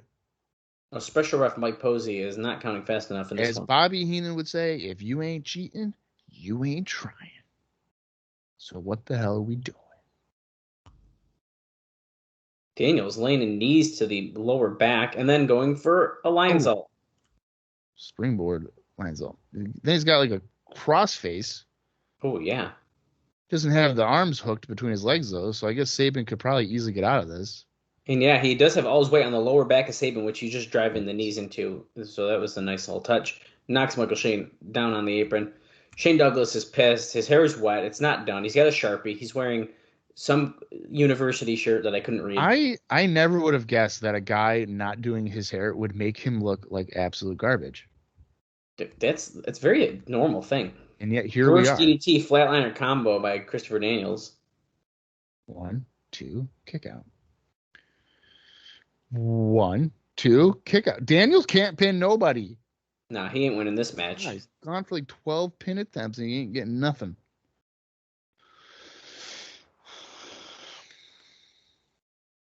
Nice one. Daniels. Yep. He got punched in the face, though, so it didn't matter. Another punch. Well, I kind of regret I spoke a little too soon on how excited I was for this match, I think. It's not bad, but it's certainly not what I thought it was going to be. Yeah, I wouldn't say it's bad. We're just doing too much brawling for an X Division match for me. Yeah. But we still got time. The match isn't over. Shit could pick up, and I could say, wow, that match actually was pretty good. So hold tight. It might change my mind. Sabin hooking Daniels for maybe a superplex, but Daniels is going to counter. Is he? I don't know. I don't know. Still, I got him hooked. Shane comes over. Oh, great. Tower of Doom or whatever they call it. Oh, no. wait. Oh, wait a minute. He's going up for a back suplex? A back suplex superplex combo? Yes. Oh, wow. Okay, Basically that's a different. double. Wait a minute. That's basically a double superplex. Yeah. So then why is Chris Sabin in more pain than when he would have just done it originally? Because he got the force of Michael Shane pulling him down as well. Yeah, but he still is going down. No, he pulled him down a little harder, so because of And that. if anything, Michael Shane's arm is around Sabin's back, so it's absorbing the blow. Well, that's just not how it works in wrestling. So, Yeah. chop. Oh, huge chop to Michael Shane. Sabin's fired up. He's like, thanks, Michael Shane, for your arm helping me out. I'm going to beat you guys up now. Insiguri kick. Ducks a close on Michael Shane. Another one to Michael Shane. Hail Sabin. Hail Sabin. Oh. Over the shoulder. Let's see. Twisting DDT there. Can he do it? One. He didn't hook the leg, you idiot. And he pinned him right in front of Michael Shane. Of course he was going to break the pin up. That's fine. Come on. What are we thinking here? Michael Shane slams down Sabin. Daniels getting to his feet. But he gets a right hand. And he goes for a Irish whip, but he gets a reverse. And Daniels gets a boot to the face. Michael Shane is going for a tornado DDT. He tried, but it didn't work. Oh, slammed him. Daniels just yelling. I couldn't hear what he said. Best moonsault ever? Spitting a lot, too. Michael Shane had left about 20 minutes before he even did a springboard. He couldn't stop his momentum. Daniels with a there's a somersault dive. Let's go. Okay, dude, match is picking up. I'm switching my mind. Do your turnaround taunt that Dallas loves. Oh, damn it. He didn't do it. And that's the gospel according to Christopher Daniels. Hey, that guy's got a heel section t-shirt. Oh, and Sabin just dove onto Daniels. He probably doesn't care that he didn't hit Michael Shane. He hates both these guys equally. I mean, he has a heel section shirt because that is the heel section. No, I know. I'm just saying that they have a t-shirt now. Oh, okay. Oh, fuck. Oh. Michael Shane with a super kick. Clothesline by Sabin to Shane. Look at this replay.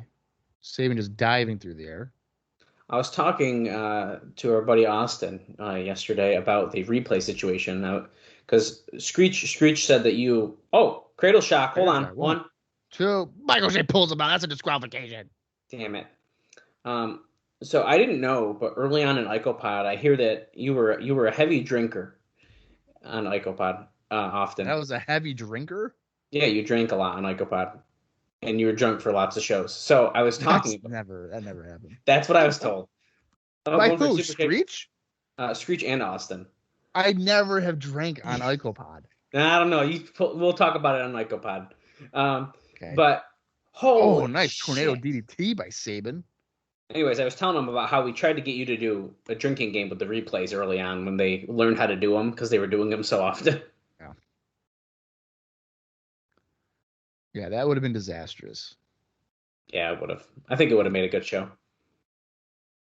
I'd be throwing up. I'd be dead. Oh shit! Super kick to Chris Sabin. Got it. Damn it. No, Michael Shane is still your X Division champion for pinning Chris Sabin. Yeah, I mean that was okay, but I don't think it was probably as good as we had hoped for. Yeah, by no means do I think it was a bad match, but yeah, no. It was definitely not what I thought it was going to be. But Scott Hudson's talking to Father James Mitchell and Slash backstage, who's still pulling off the purple jacket, and I really like it. I like the purple. I also like his eyebrows. Hell yeah. So he's sick of Raven. Shocker. He's a paranoid schizophrenic. I didn't know he was sick of Raven. You gotta be kidding me. You've deserved every beating you've taken. You. Wait, before either one of us came to TNA, you did something to me that caused me more pain and agony that than any human should have to endure. He's saying, you know exactly what I'm talking about. Hell is broken into 9 circles.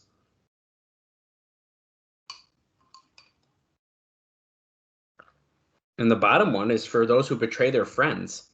And Raven has a reserved spot there. Oh. What?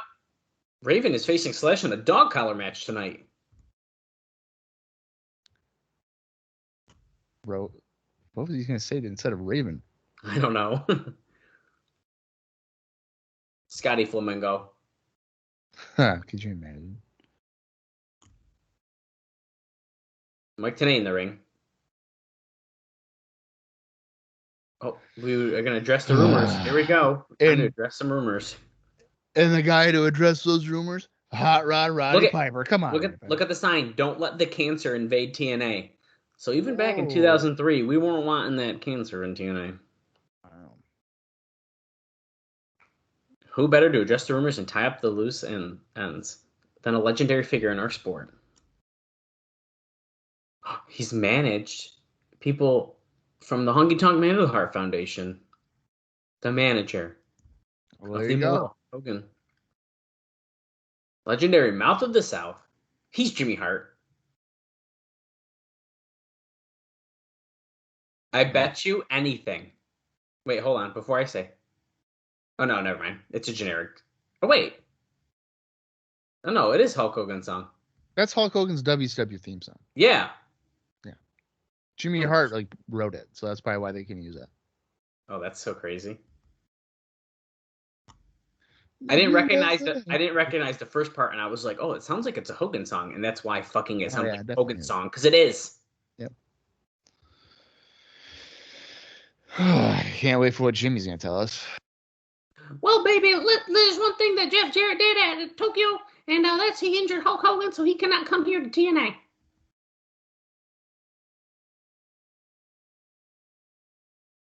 Right? I mean, what else would he say? The jacket he's got on is fucking awful. It says Hulk, and then an American flag, and on the other arm it says Hogan with the Japanese flag, and then Hulk Hogan's face is on the back. Yeah. He probably had to make it real quick. So, talking about rumors involving the pay-per-view, Hogan coming here, and Jarrett and Hogan.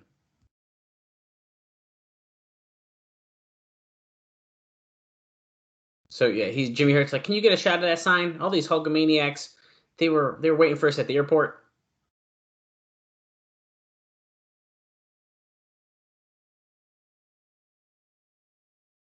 $7:00. This show starts at 8. Well, you got to order it at 7 for fun. But he said he's getting asked if Hogan's coming. He said, I'm going to spill it all tonight. The fans asked me, Jimmy, is Hulk Hogan going to come to TNA? No. He just said the same thing again. That he's going to let the cat out of the bag tonight. He said, shoot, and let's talk about it. Let's address the rumors one by one.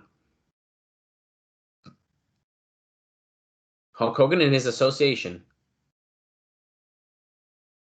Over the last 2 or 3 months, they've been watching TNA. Yeah, some of the best young talent in the world. Fans going crazy because they know it.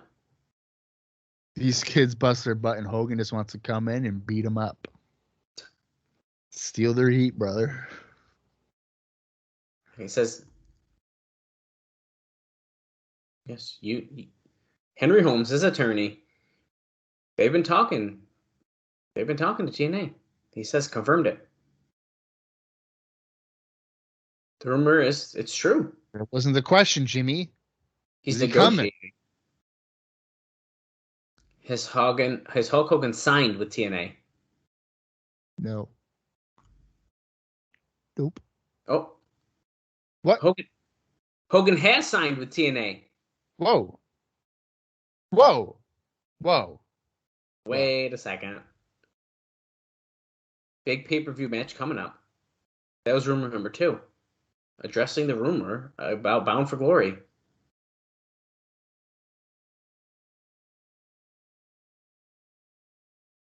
He said, "There's something else you want to ask me, though." This is leaving a bad taste in my mouth, Bob. This isn't going to end well.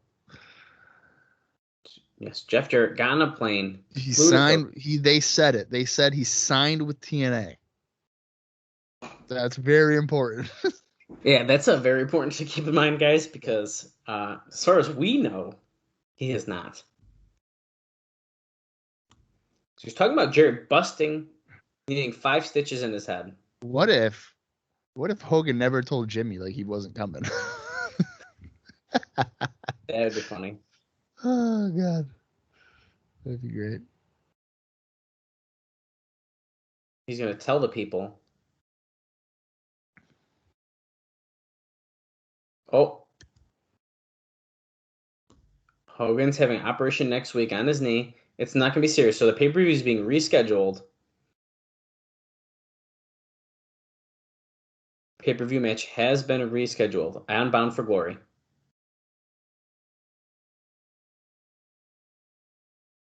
The fans are pissed, I think. Well, their excitement definitely dwindled. I don't know if you put this announcement here. Yeah, man. I don't know. He's warning Jarrett when the time comes, essentially. 3 years ago. They haven't announced a rescheduled date. That might be important too. Yeah. Why? 3 years ago, at the Bash at the Beach in WCW in Daytona Beach, did you lay down in the Let middle? it go. Holy shit.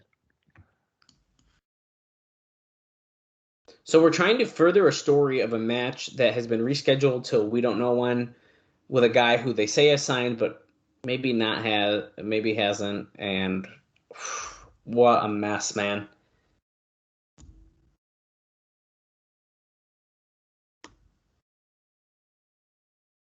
He just called Jeff Jarrett out, and his song just hit. Great. So you're having Jeff Jarrett come out probably about a half hour before his title match. Why are we doing that? Dude, I don't know about this. This is just bizarre. This is Jimmy Hart. I told Mike Tenay this last week, and I'm going to tell you tonight. As long as you're in TNA, don't you ever, ever bring up the incident again. Never. Not even a big deal. He laid down. What is the big deal? Jimmy Hart's like, well, I still want to know why, and so do the fans. Do we? Do we really care still? I don't give a fuck. I didn't give a fuck 2 weeks after it happened when I watched it. Because Hogan was gone, and there's nothing else to do with it. So half the people in that crowd, probably more than half, probably don't even know what the hell he's talking about. Jimmy Hart's taking his jacket off, which is he have a feeling he's gonna get punched. I did it because Vince Russo told me to do it. And I know you fans want to know why. You're damn right. Of course I want to know, Jarrett. Jimmy Hart, you want to know why? Well, there's one person that all you people out there, and that you're failing to mention. And that's Hulk Hogan. Hulk Hogan wants to know why, doesn't he? Shit. Tells Jimmy to go down to Tampa and go to Hulk and tell him why. And the reason is, and there's the punch. I fucking knew it. Look at Jimmy Hart holding his back as he's getting kicked. I guess it's just a matter of time before Jimmy got his ass kicked. Oh, there goes the shirt. I've never seen someone rip a shirt from the back like that. That's pretty interesting.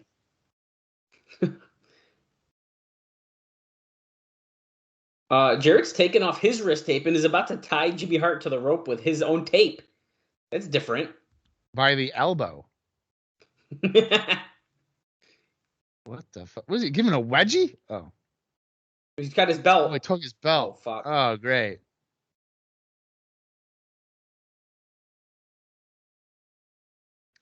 Okay. Should we Jarrett's unpack fucking this? a heel. I mean, give me a break. He's a heel. Is Russo gone that way Styles gets cheered? Is that what's going on, you think? Yes, I do. I It's absolutely gotta think be so. it. I mean, I think the Hogan stuff has to do with it as well, of course, but I do think that they've been teasing it for months. I mean, we're getting that switch tonight, absolutely. Come on, Hulk Hogan.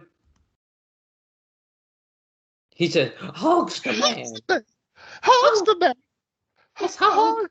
Hawk's the Here comes man. security, I think. I didn't turn on Hulk Hogan for Dungeon and Doom in '95. Hawk's the man. Hawk's the man.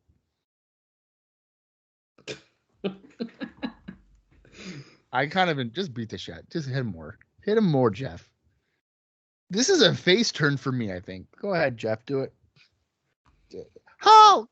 Hulk! Yeah, we didn't forget when Jimmy Hart went with the Giant and turned his back. You never forget that. Never forget that. He aligned himself with Shark and Kamala. And here's Styles coming for the save, dude. Yeah, We're getting hello. it tonight, dude. Hello. Yeah, I mean, come on. Styles chases Jarrett out. Jimmy Hart getting checked on by security. Of course, that's a babyface turn if I've ever seen it. Give me a break. Okay. Well, the tag team champions, Swinger and Diamond, backstage talking with Scott Hudson. Did you take your notes? The NWA tag team champions of the world. Glenn says, good job tonight, boys. Head back to the hotel. He got a couple massages set up. Oh, girls from the Oriental Spa, if you know what I mean. He's definitely hinting at they're going to have a happy ending of that massage. Yeah, give me a break. Wow. Okay. So, America's Most Wanted has a surprise tag team tonight. Well, would you look at this? Well, that's the Naturals, ladies and gentlemen. Andy Douglas and Chase Stevens. Glenn They look saying, young as fuck, man. They Yeah, look they like do. they're 19. we got Ooh. it. You Glenn said, got do you it. got it? Do you got it? We got it. Oh, Glenn slapped him. Well, now you got it better. Yes. I like how wet his hair is that it stuck to his forehead when he slapped him. Yeah. Oh, yeah. Well, we heard that they had a killer match on Explosion, so I'm looking forward to seeing what they do on pay-per-view. Oh, yeah. Great. Dog collar match coming up. Oh, yeah. Here's Slash, baby. Oh, yeah. Is he going to beat Slash? And then I think he's only got Vampiro left. Yeah, since they dropped Shane from his wrath. You know that. Wrath, you say? Oh. Oh. Okay, and here comes Raven. The longest fucking entrance, aside from Jeff Jarrett. Oh yeah, they're doing the long version again. All the fun talk here.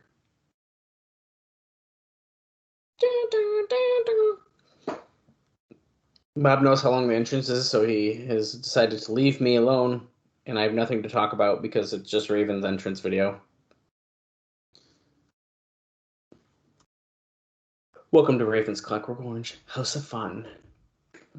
Let's see, is he going to come through the crowd again?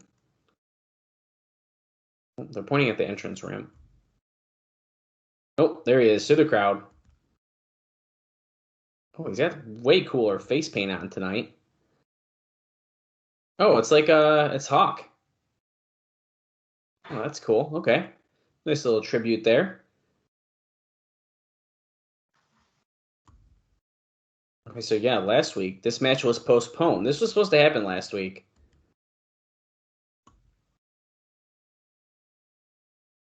And so this is phase 2 of the elimination process. Raven's already got the chain attached to his neck. We just got to attach it to Slash.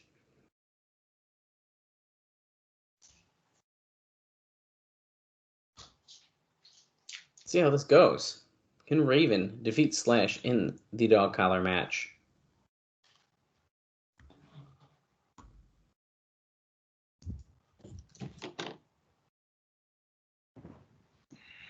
Securing it around Slash. The bell rings. Here we go.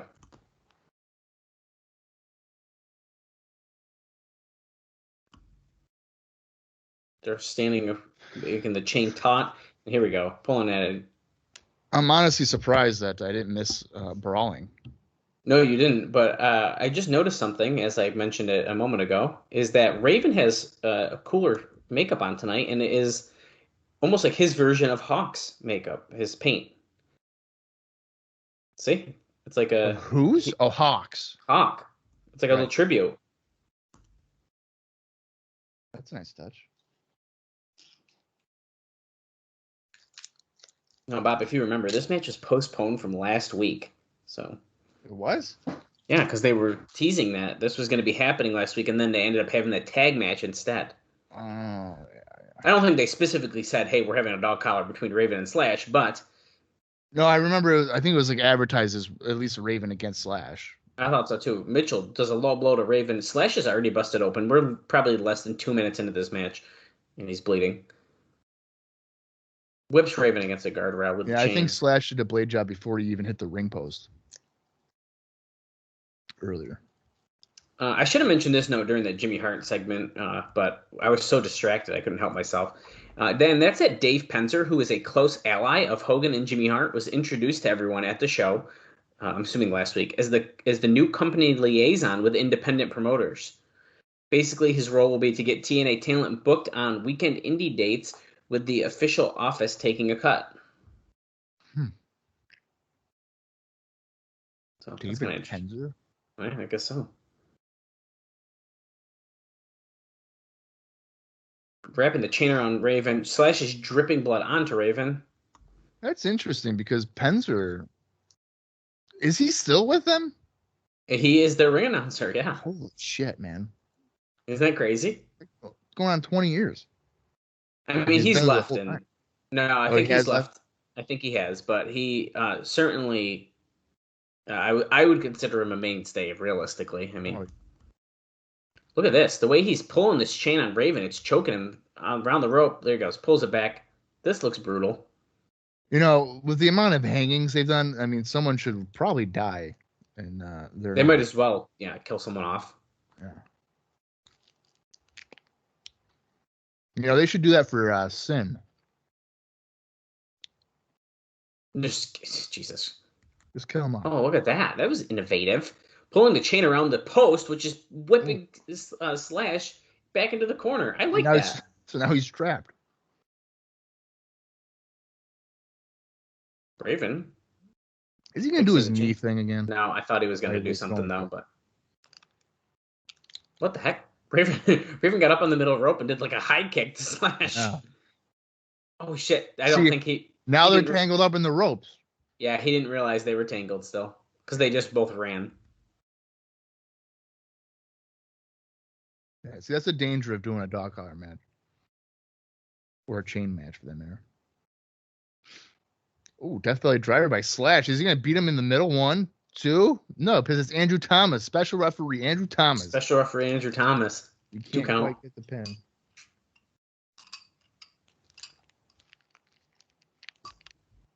Oh. Kill Bill Goldberg. That's quite the sign. Well, get it? The movie Kill Bill Goldberg? Oh, okay. I guess I get it, but I thought they were just really hate Goldberg. Well, they probably do. But... Oh, there's a neck breaker. That's like Slash's finisher. 1, 2. Raven, of course, kicks out of it, too.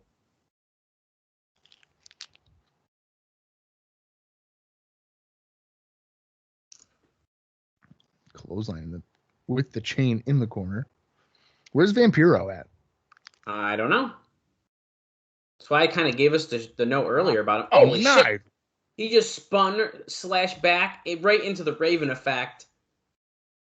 That was awesome. He tangled him up in the fucking chain and then twirled him around into the Raven effect. That was pretty cool. Now he's going to hang him over the top rope because why not?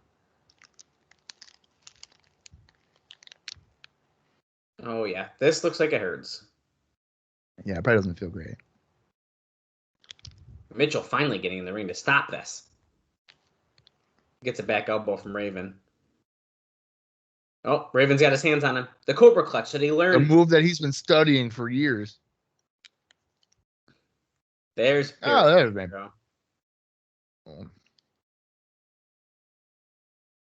A kick attempt, but he's got to keep doing them because the first one wasn't that good. Vampiro is going to do something to Raven. Okay, he's just staring at him. He's got something in his mouth. He definitely's got something in his mouth. Unless he's just stone-faced. I don't know. I thought he was going to actively miss not right? opening. Oh, fuck. There you go. When you're actively not opening your mouth like that, you're probably up to something. Excuse me. Raven is covered in green mist. How do you feel that they have Vampiro on the show like almost every week, but not wrestling half of them? I'm okay with that, really. That doesn't bother me. Super kick. He's wrestled a couple of times, hasn't he? Yeah, he's wrestled a couple, but I don't know. I feel like I want him more. You just want to be spoiled. I think that's your problem. I do. You're right. I can't deny that. I mean, I'd rather have Eric Watts wrestle every week than Vampiro. Let's be real. Well, we pretty much get that. Wait, here's someone's coming down. CM Punk, Julio De Niro. Punk's hair looks fucking awful. It's He's been hanging out with Shane Douglas. Well, look at it. Oh my God! What the hell is that? It's because he hasn't dyed it blonde anymore, and he's like growing it out. That's a mistake. He's yelling at him, "Why are you guys coming out here?" Punk's like, "I'm so sorry, dude. I'm so sorry." Such a weird thing to see when in Ring of Honor he's like, "I'm gonna fucking kill you, Raven." Now he's begging, like, "I'm so sorry." Oh, Scott Hudson. Yeah. Good. I have a note on Don Callis. Why does this look like it's filmed in 1970? They had this issue like a week or two ago too, where all the backstage promos looked like shit. Yeah. Due to the circumstance, Hogan needs knee surgery. So he said, "Don't worry, because of me, this is going to be rescheduled at the earliest possible opportunity." The DOA and TNA with Vince Russo out of the picture. The return for Roddy Piper is open. Fuck my life. Dude, I got a note on him too. This is going to be a great transition into some notes. It says, well, Eric Watts doesn't run things around here. I do. Roddy Piper is gone for good. Oh my God. No one wants to watch a degenerate drunk run around in a kilt around here. He's right. You got it? Well, speaking of him, he falls on the heels of Jerry Lynn and D'Lo Brown, who left TNA because of you. Don't try to put it on me, okay? They left on their own accord. Good riddance. Don't come back. Oh my God, look, a D'Lo bobblehead. Oh, that's awesome. That's hilarious. I actually saw that recently online, and I was like, whoa, this is so wild. The D'Lo Brown TNA bobblehead. I got to point out, Raven defeated Just Incredible on October 16th for Ring of Honor, by the way. Oh, thanks for that. I should probably stop doing indie notes if I keep on forgetting doing this show. They're really not that important. We like the indie notes. It's fun to hear about what's going on. Don't choke on that. We're going right in the next match. So let me give you this during the entrances here. How can I choke on an icy? When you put the entire thing in your mouth at once. It's water. It's like the episode of SpongeBob where the guy... Andy Douglas, Chase Stevens, the Naturals. Patrick puts 17 snowballs in his mouth and he just swallows the water. So Roddy Piper is amendable to coming back whenever asked. But since he doesn't want to wrestle, they are having problems coming up with ideas for him.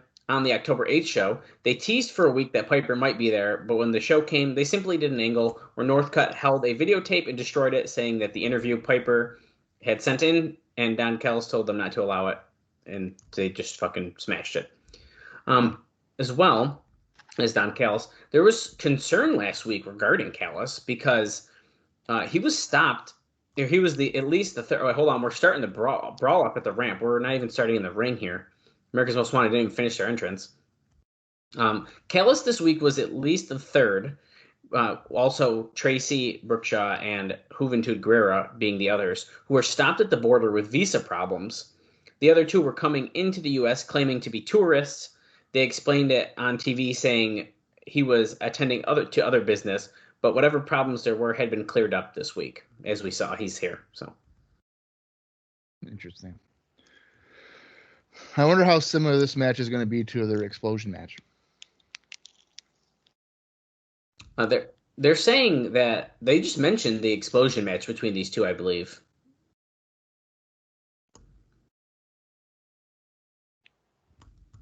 And of course, yeah, Chase Stevens that's was right. in the Hot Shots. Let's not forget. The big dick energy tag team.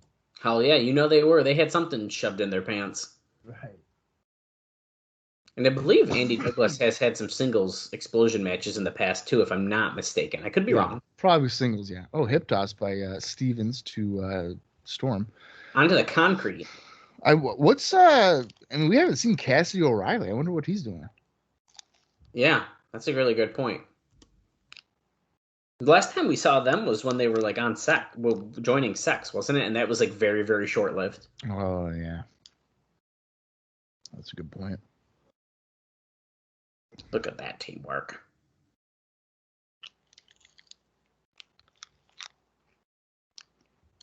I think I only got one more note left, but I think we're going to save that because they mentioned Styles in it, so we're going to save that until at least a video package or Styles coming out in that main event match. I wonder if this is like the moment where the Naturals are regulars, because they've stayed with the company for several years. We'll find out. Stevens coming off axe handle. Onto Storm, I believe, right? Yeah. Douglas quickly tagged in, up on the rope as well. Kind of also going for an axe handle, but stopped. Right hand to the midsection. Stevens knocks Harris off the apron. Trying to keep my throat cool here. It's trying to be quite the hassle.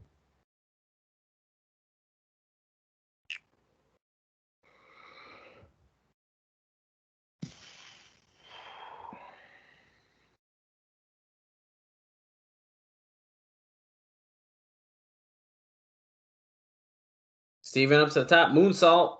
Missed it. Just like Kurt Angle. Missed it. Damn it.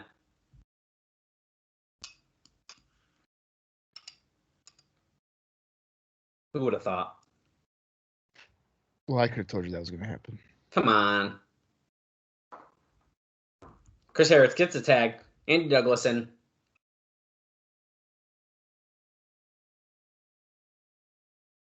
Southpaws, baby. Big clothesline.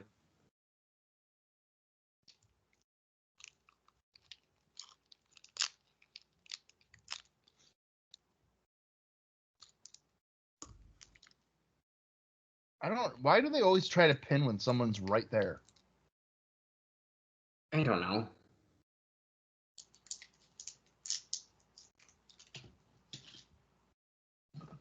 Jesus. Oh, double team. The heart attack. I was hoping they had a name for it. I was waiting for Tanay to say something, and he didn't. Oh. Your fault. Do you like the sign that says vulva? What is it? It just says vulva. Vulva? Oh, you'll see it again. It's in the back.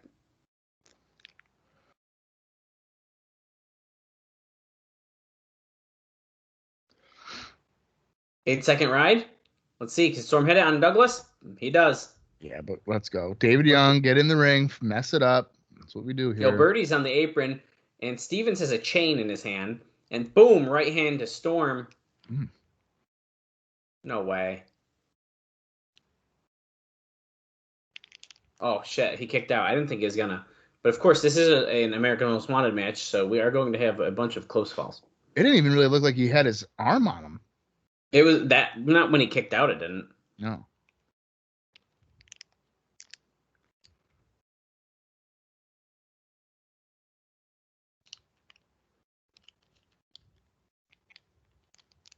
Oh. Ooh.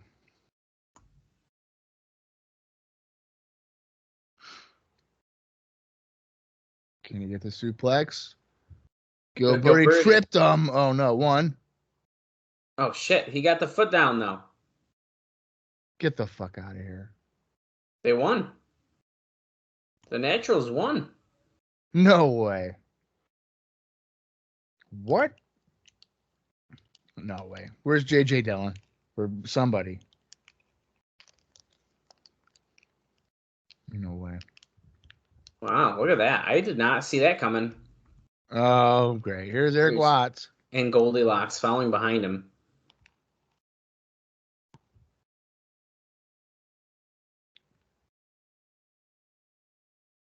He saw what went down. He's pissed. Oh. Oh, they're restarting the match.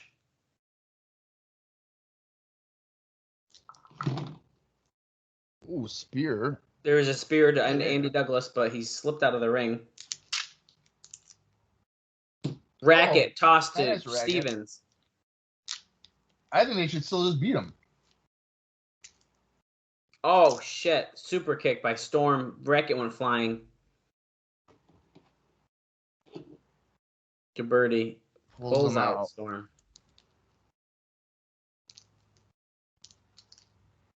Shit's getting wild in this match. Yeah. Douglas They've definitely lost control. Beating the shit out of Storm as Harris is walking by as if nothing's happening. But he's up on the top. Big crossbody by Harris onto Stevens. And that's a 3. Okay. But Eric Watts is beating the shit out of David Young. So that's a match next week. I bet you anything. Yeah, probably.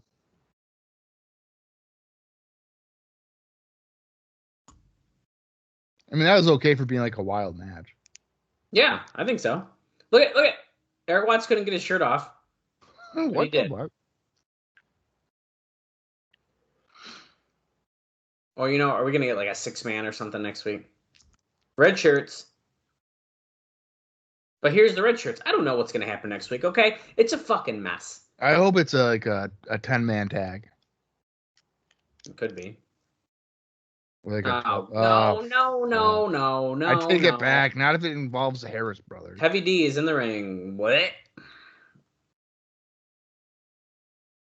Handpicked by Eric Watts. I need to know how and why they think that Don Harris needs to be a top baby face or something. Even get like a pop. I don't understand. I don't know. And he was wearing a black shirt, so I got a little nervous after the incident on. Is he some kind of Tennessee hero that I just never knew about? That's what I'm sort of wondering because the fans seem to respond very well to him, but they do. Oh, there's 2 young women right behind the announcers. 3 of them. I don't know if they were there before. You think they're plants? There's 4 of them. Nothing. Well, Kazarian's not here, so he can't come give him flowers. Right. What's up with that? They picked the wrong week to come to the show. NWA-TNA.com. You can get the CDs, the DVDs that we talked about before. Oh, shit. Raven.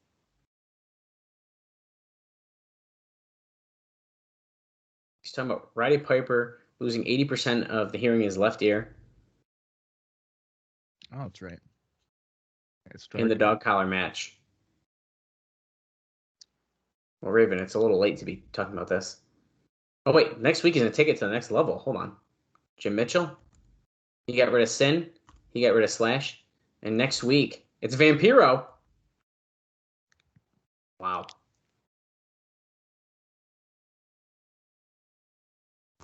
Okay, from the Damaged Deranged Mind.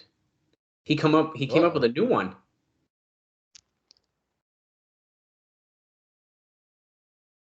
Gallows of Retribution match. Each rope has a chain with a dog collar. Holy shit. You have to tie your opponent to the dog collar and throw him over the top and hang your opponent. They're literally doing the match where you hang your opponent. What in the world? Whoa. Oh my God. Well, here's the thing. If I was Vampiro, there's one way you don't do the match. You know what that way is? What's that? You don't sign the contract. Oh yeah, well there you go. Scott Hudson talking with Styles backstage before his match. We're at an hour 26 minutes and 46 seconds. If you're following along at home. I still don't know why it looks so old. The video quality. I don't know, dude. It's like they like filmed it like in some weird light or something and like messed with the camera settings. It's like the color white balance is all off. fucked Yeah. up. Yeah.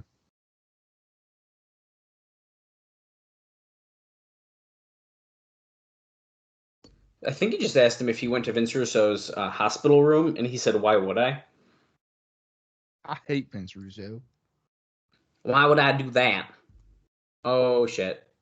Siaki legend Trinity and ECMO walking in on the interview. Yo, where you been? Where's your head at? In case you didn't know, we're all behind you. We got your back. He's like, "Oh, you got my back? Could all of you do me a favor? Stay out of my way." See, now I wouldn't say that. I'd be like, everybody stay on my way. ECMO, come with me. There you go. You'll Everyone help stay me. out of my way except ECMO. Yeah, Look ECMO, at that come picture with of Jarrett. me. When was that taken, you think? 17 years pro, Styles 4. Finally, the rematch. How will Russo's absence affect Styles? I don't know. Is Jarrett's focus on Hogan, Rhodes, Piper, or Styles? Wow. Don't know. Styles really stands out in that list of 4 people. I feel like Jarrett hasn't been talking about Piper very much, so why is that even being brought up? Just to add another big name into the list? Yeah. Well, here's Jarrett's entrance, so this is a great time to give It's you also being brought up because, as they said, Russo's not there, so now it's like, okay, he could be back anytime now. Well, yeah, but Jarrett, I mean, that hasn't really been brought up as far as Jarrett goes. No.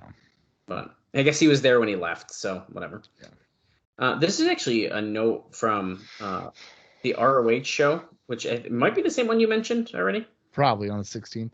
Yeah, 10/16. And apparently most of the TNA wrestlers and AJ Styles in particular were very over at the show. And also, at this point, TNA hasn't said anything to ROH about how they use the TNA talent. The only thing that would be under question would be CM Punk anyway.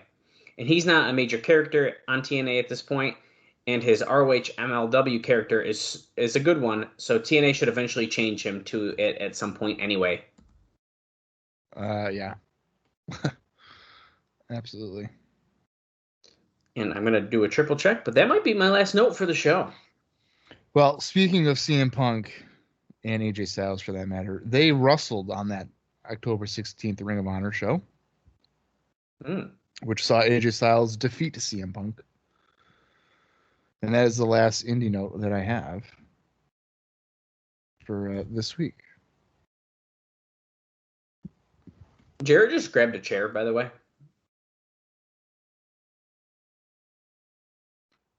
Yeah, he probably grabbed the chair so he could sit down during AJ's entrance here. Yeah, that's why. That's what I would do. Oh. You like the low camera angle that they've been doing on this show? Yeah, you gotta make him look taller. Although, that kind of makes him look shorter. They did it with Slash and Father James Mitchell, which I thought was more of like, look how creepy they are coming out. But this was a weird one for me. Nope, look, there's a chair. He's not sitting at. There's 2 chairs, as a matter of fact. 3, I think, actually. Well, I'd say before the match starts, you might as well... Oh, they're already ring... Okay. Yeah, JB's got to do his quick boxer type announcements here. He's got 3 chairs. It's a bit excessive. He's doing his introduction to Styles outside of the ring as Jarrett has 3 chairs in the ring, holding 2 of them. Okay, drop one again. This is a Jarrett.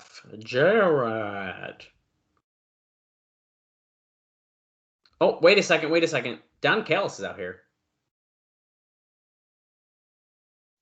Styles has a chair now. This is a mess already. Is this no DQ? Because it probably should be. I guess so. Because I already feel like it's just going to be out of control. So do I. Wait, What is here's Eric Eric Watts.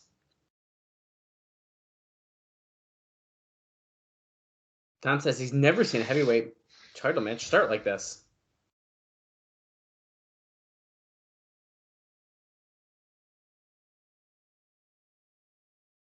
All the passion and emotion and thinking about Hulk Hogan. For their rescheduled Bound for Glory match. It'll happen as soon as possible, one day, maybe, ever. Nope. It's a minor knee surgery, nothing to worry about. Not a big deal. Okay, can we get on with the match, please? I really want to see this match, but this is like garbage, like filling time. JB's trying to get the crowd to chant something, it looked like, but like he doesn't have t-shirts to throw, so they're not listening. JB, JB, JB, JB, JB, JB. This is wrestling. Yeah, this is awesome. TNA Dream Match, AJ Styles versus RVD. Well, you just wait 7 years, pal, and you're going to fucking get it. I mean, yeah, sounds pretty good. Okay. Well, we locked up. The chairs have been removed. Don Callis and Eric Watts appear to be gone. That's pass interference. Well, did you also notice Eric Watts, face Eric Watts was holding Styles, and heel Don Callis was trying to hold Jeff Jarrett back? Oh, I noticed that. Just saying. I think that's pretty important to note. Do we see Styles lose right here? What do you think? With Jarrett not needing to fight Hogan now, do you bother taking it off him? Right, so Don Callis is watching from the ramp. Eric Watts was watching from ringside, it looked like. They just showed both of them.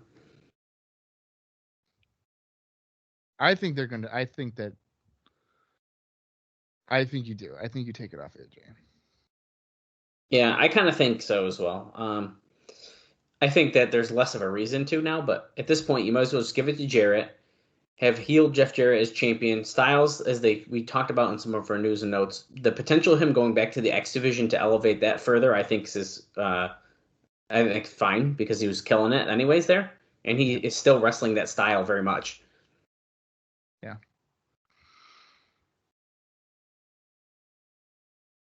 Styles hitting Jarrett, oh, the guardrail, and we go over clothesline over the guardrail. We knew this was happening. We knew we were going to wrestle in the crowd, and here we go.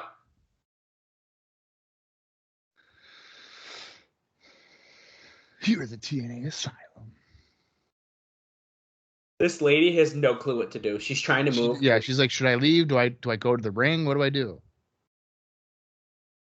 And Styles just dropped Jarrett chest first onto the guard railing. Yeah, she's very concerned.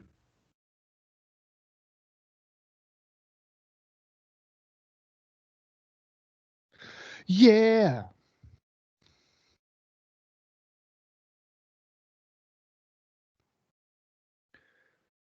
Well, yeah, of course they seemed in a panic as they were trying to talk to Styles. Styles, huge dive over the guardrail to Jarrett in the crowd.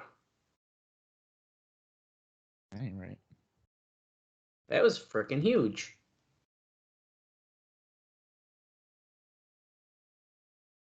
He will risk his body to keep his title. He's going to risk his life. I mean, what's happening? What's going to happen? We're fighting in the crowd here. One security guy's like, guys, can you step back? Are you meaning to tell me that there's a Jeff Jarrett match that is currently going into the crowd? Who would have guessed? Oh, wait, we're already going back ringside, though. That's kind of weird. I wouldn't have guessed that.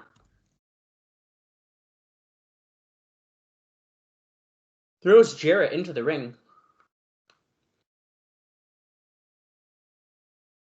Springboard. No. Oh my God. Holy shit. Jarrett hit the top rope. Styles fell. He hit his stomach on the rope, and then he flipped, and he almost hung himself as he flipped because his head hit the middle rope. That's got to feel real good. Now it looks like he's going to get a nice slingshot right on the neck.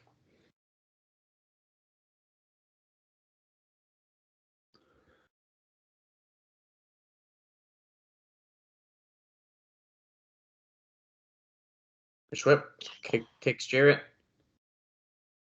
Oh, Oh. big clothesline. You gotta be careful when you do like an inside out sell on a clothesline that you're not gonna just break your neck. Like Styles almost just did. Yeah. It looked super comfortable.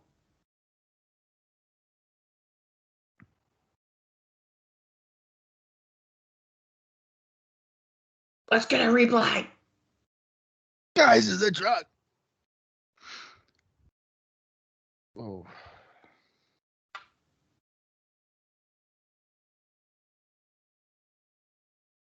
Oh. Spinning back Oh. suplex.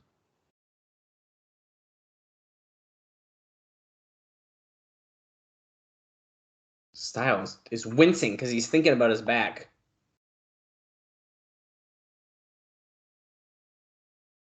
Just the thought of pain is just unbearable.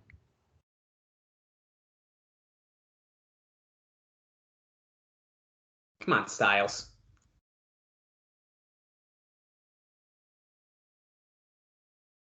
What? Abyss is watching this match. Why is he watching it? What does he have to do with anything? Foreshadowing? I don't know. Foreshadowing for what? He's coming for the belt. Why? I don't know. Oh, wait, Raven's watching too. He should come to the belt too. Raven watching makes a little more sense than Abyss, but... Well, it makes a lot more sense. I'm sure that they're going to show Don Harris watching too at this point. Oh, my God. Oh, going for a powerbomb. Oh, Styles rolls through. Nope. And they picks him up. Is he going to hit it? Nope. Styles, or Jarrett slips down. Gutbuster. What is James Storm doing? Why is he in the crowd? James Storm alone in the crowd, soaking wet, watching the match. Yeah, just hanging out. Is Jarrett going to do it? He's calling for the figure four leg lock. Nope. Styles flipped over. He's trying to escape. Grabs the ropes. Jarrett doesn't even have a submission in, but you got till 5. Insiguri. Oh, man. It looks like he got him pretty good on the side of the head. Yep. Sure did. So good that the ref really checked on Jarrett right there. He lifted his arm up and grabbed his hand.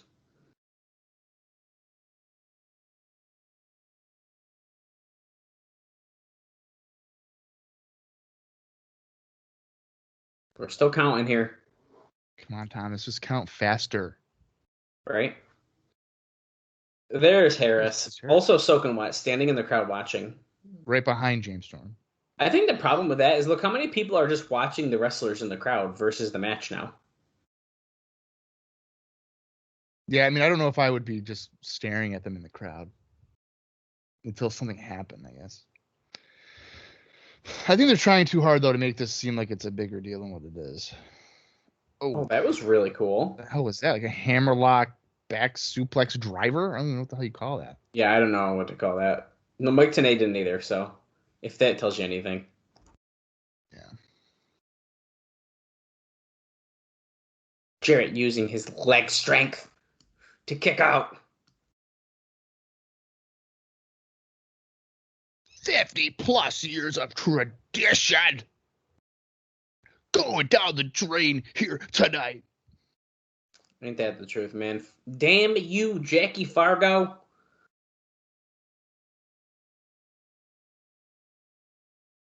Oh, up and over. Styles lands on the middle rope. Moonsault.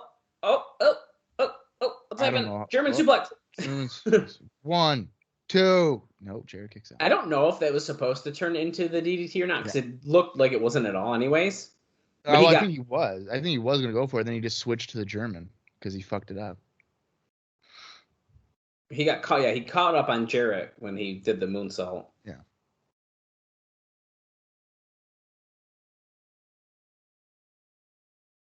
Uh-oh. AJ putting Jarrett on the top turnbuckle, sitting him down. Jarrett's like, wait a minute, this is where I can do the middle. Oh, no, he doesn't. I thought he was going to do the middle rope stroke. Slappy. It would make sense. Well, here we go. Styles climbed up, and did Jarrett just low blow him? I don't know, but he's putting him in the fireman's carry. Holy shit. What the fuck? Jeff Jarrett just did a middle rope TKO? And it almost looked like it was going to be a stunner. He almost didn't like lay flat enough when he was going down. Yeah, that was bizarre. That's something I saw. I think Jarrett would ever pull out. Because look how Jarrett, he went down on his butt. Jesus. 1, 2, kick out. He got out. I can't believe it. If you were following along, we are at 1 hour 42 minutes.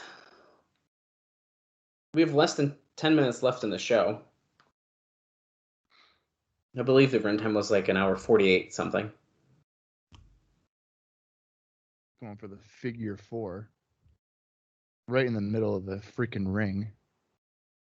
Yes, look at the ring positioning, dude. Yeah. I mean, it's perfect. Thomas checking the shoulder, saw one was down, but AJ Styles tap out, dude. Just tap. Save yourself.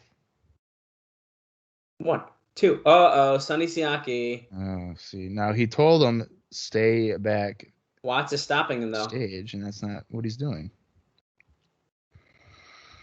Oh, there's Dusty Rhodes. Dusty with a bull rope. Bionic elbow. So while we're in a figure 4, probably for the next 5 minutes, there's going to be a lot of action happening inside. He's got Siaki around the neck with the bull rope. Assuming he threw him over the guardrail. Wait, Jarrett is now going after. Nope.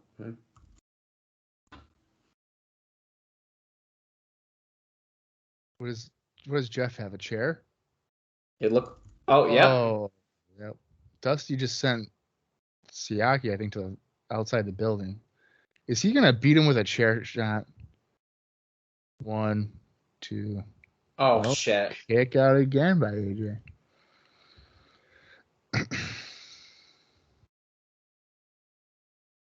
Two and 9/10. AJ. Oh, is that a low blow? Looks like it. Styles. Andrew Thomas is not interested in calling for a disqualification here tonight. No, dude, title match. You can't.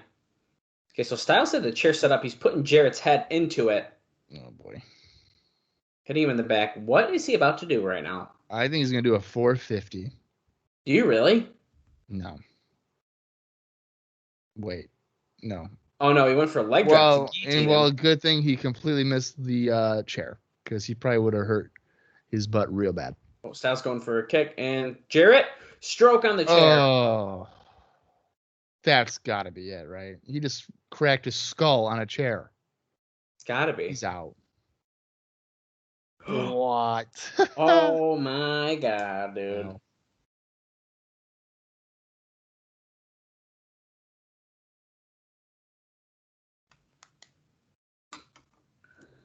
Jarrett's got the title. He's bringing in the ring. He's getting desperate. Eric Watts is like, don't use that. Dude, don't use that title. Wait, Styles, roll up. Jarrett kicks out. He's still got to hold the title. Great. The referee got knocked down, and he hit him with the belt, and then he threw it at Watts. Fuck. 3 with the belt shot.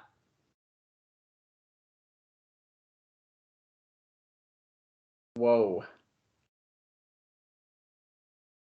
So he couldn't win with a stroke on the chair, but a belt shot was the final nail in the coffin for Styles. And there's a sign, there is no God, because Jarrett is now your NWA World Heavyweight Champion again. Gallows is looking pretty satisfied. And Bob is silent because he is not satisfied.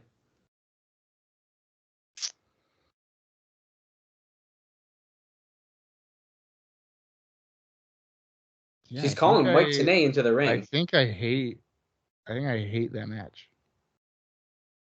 Because I think AJ kind of got jobbed out.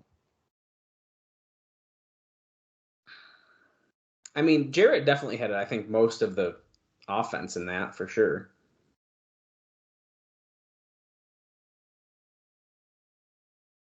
And Jarrett's talking shit, calling out Hogan, Dusty Rhodes, Roddy Piper. He's the new World Heavyweight Champion. Don Callis in the ring pointing at him. Crowd is booing him. So it worked. Not Piper, not Eric Watts. Now, I don't want to be that guy, but is Jarrett about to be the champion for the next, 4 years? You don't want to be that guy, but like, yeah, Well, here we go, guys. it'd be foolish. It'd be foolish to say otherwise, really. Damn it. But I wonder, like, hey, we didn't sign Hogan, like, just put it on me, not worry about it. Wait a second. I just heard Jimmy Hart go, wait a minute. Yeah. Yeah, he is. Jeff Jarrett. Thank you, baby, for the wake-up call. Where is he? Wait, he knows the meanest, dirtiest, nastiest wrestlers. Oh, Jimmy Hart's going to make a few phone calls.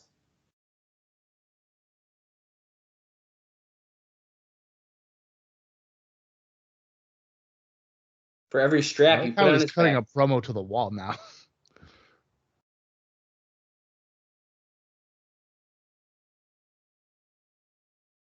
He's going to be here live in living color with someone he used to manage. Who is it going to be? It's someone that he used to manage, the Honky Tonk Man.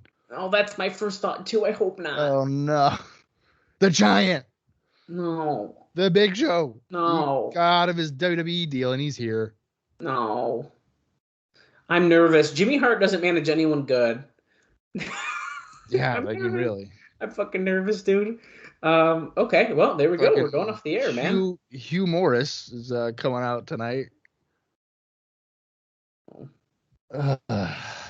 Well, Dallas, how did you feel about that show? Overall, I think I liked it. I don't know if I agree. I agree with you that I don't think Styles looked great in that main event. But I feel like it was an exciting show. I think the crowd helped with that. And we still we got some stuff to look forward to. I mean, Vampiro Raven next week, in particular. We got the Naturals making their tag team debut, which I think is pretty exciting. But I feel like, before you say anything, I feel like that main event is leaving a really bad taste in your mouth. And I feel like it's swaying your decision a little bit, Bob. And I can tell it's going to. I feel very underwhelmed. I think for a variety of reasons. That main event made AJ Styles look like a complete jabroni compared to Jeff Jarrett. This is a complete jabroni. I'm not surprised that they did that, though, to be honest. I mean, I hate to say it, but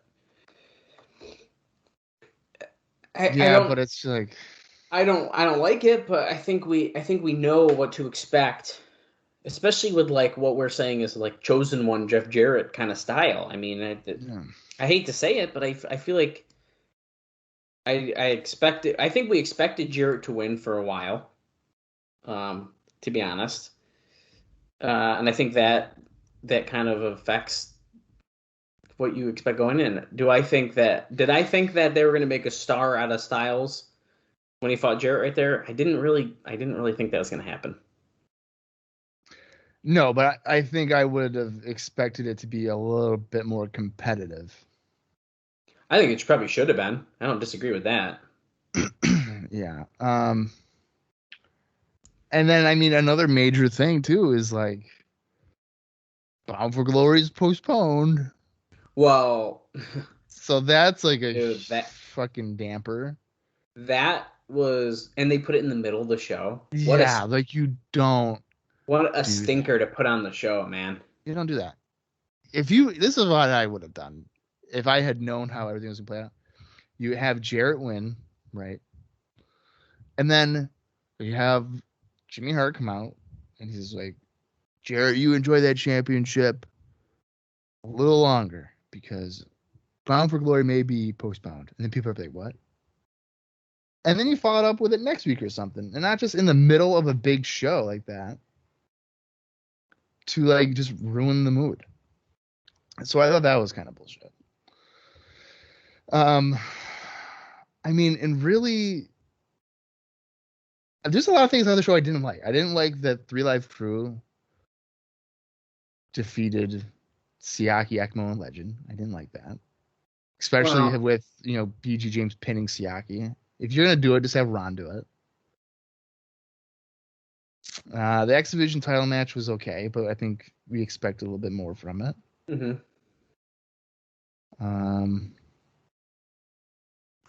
Yeah, I'm going to...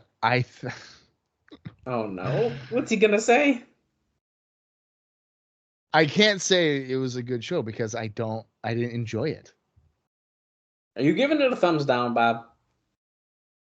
I'm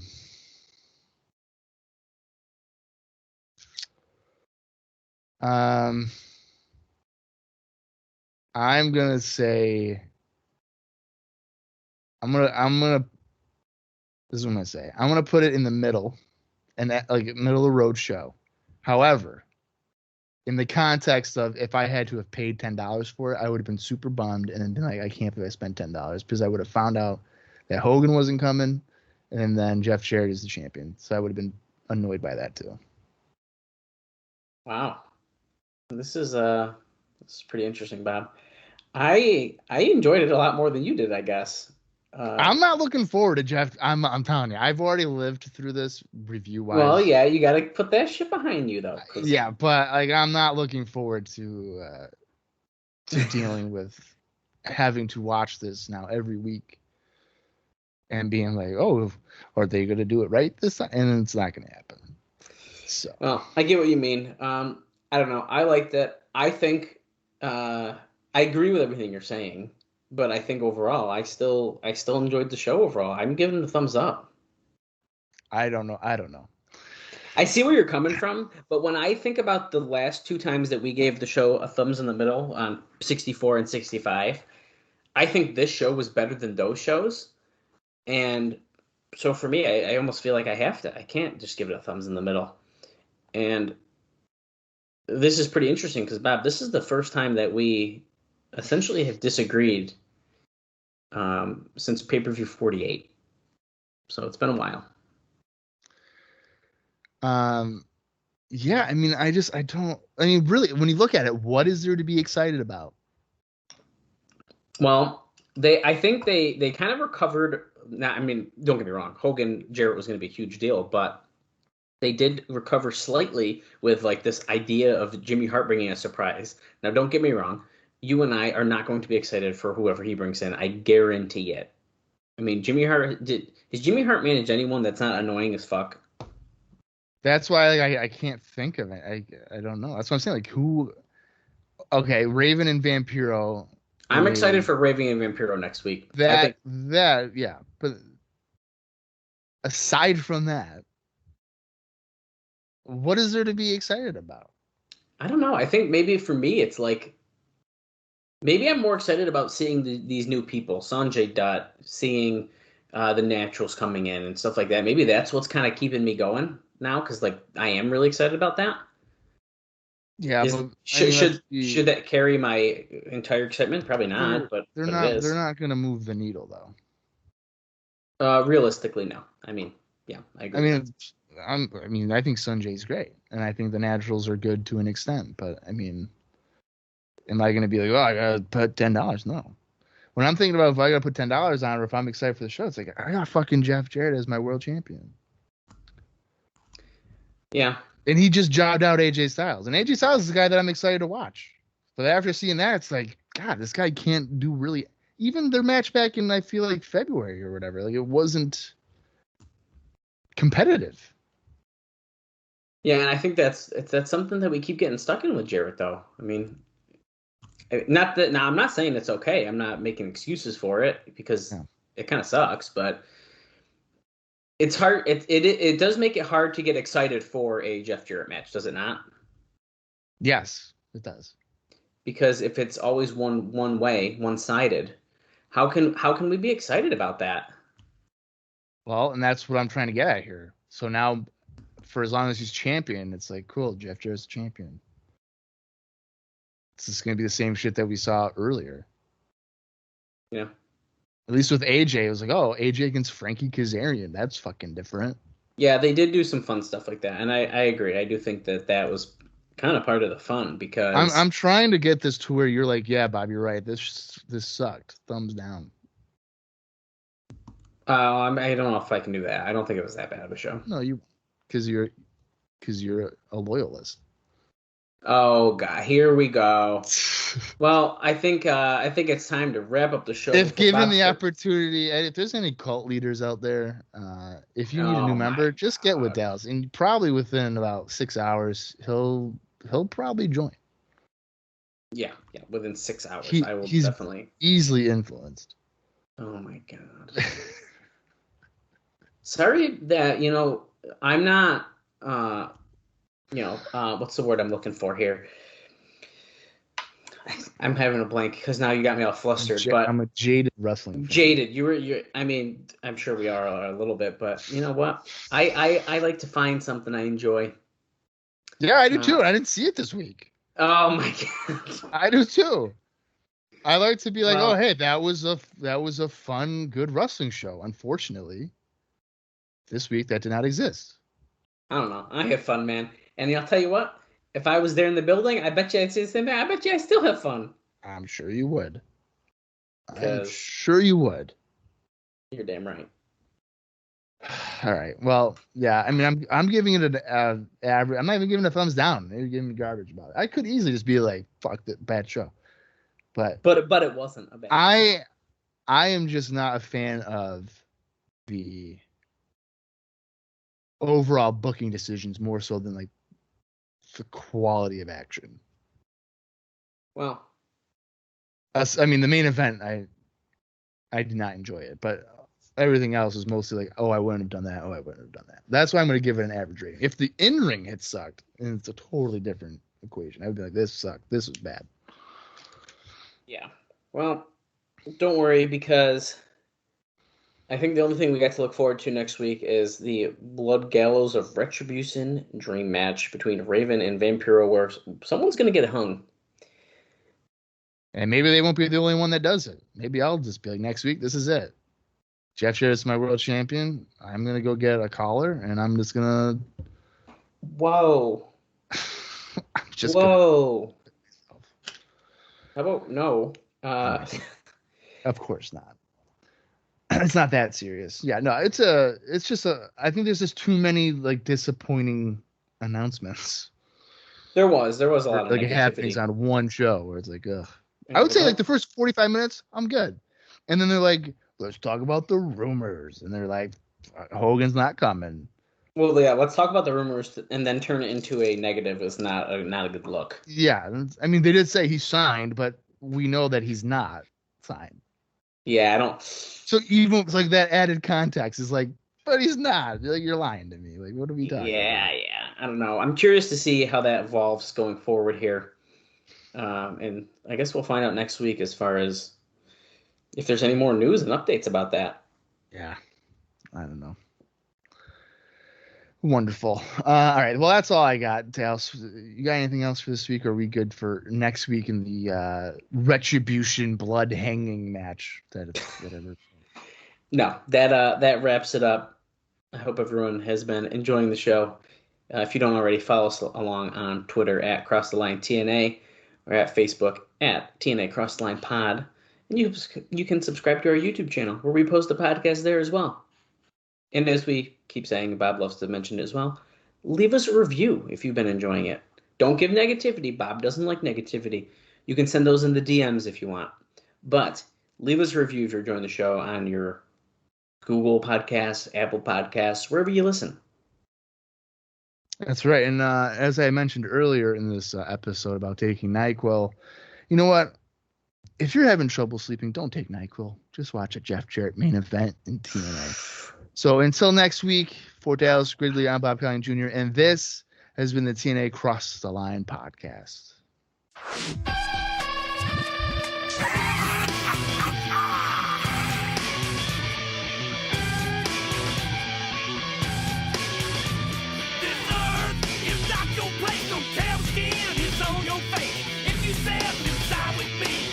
See his king. He ain't dead, he ain't the rock.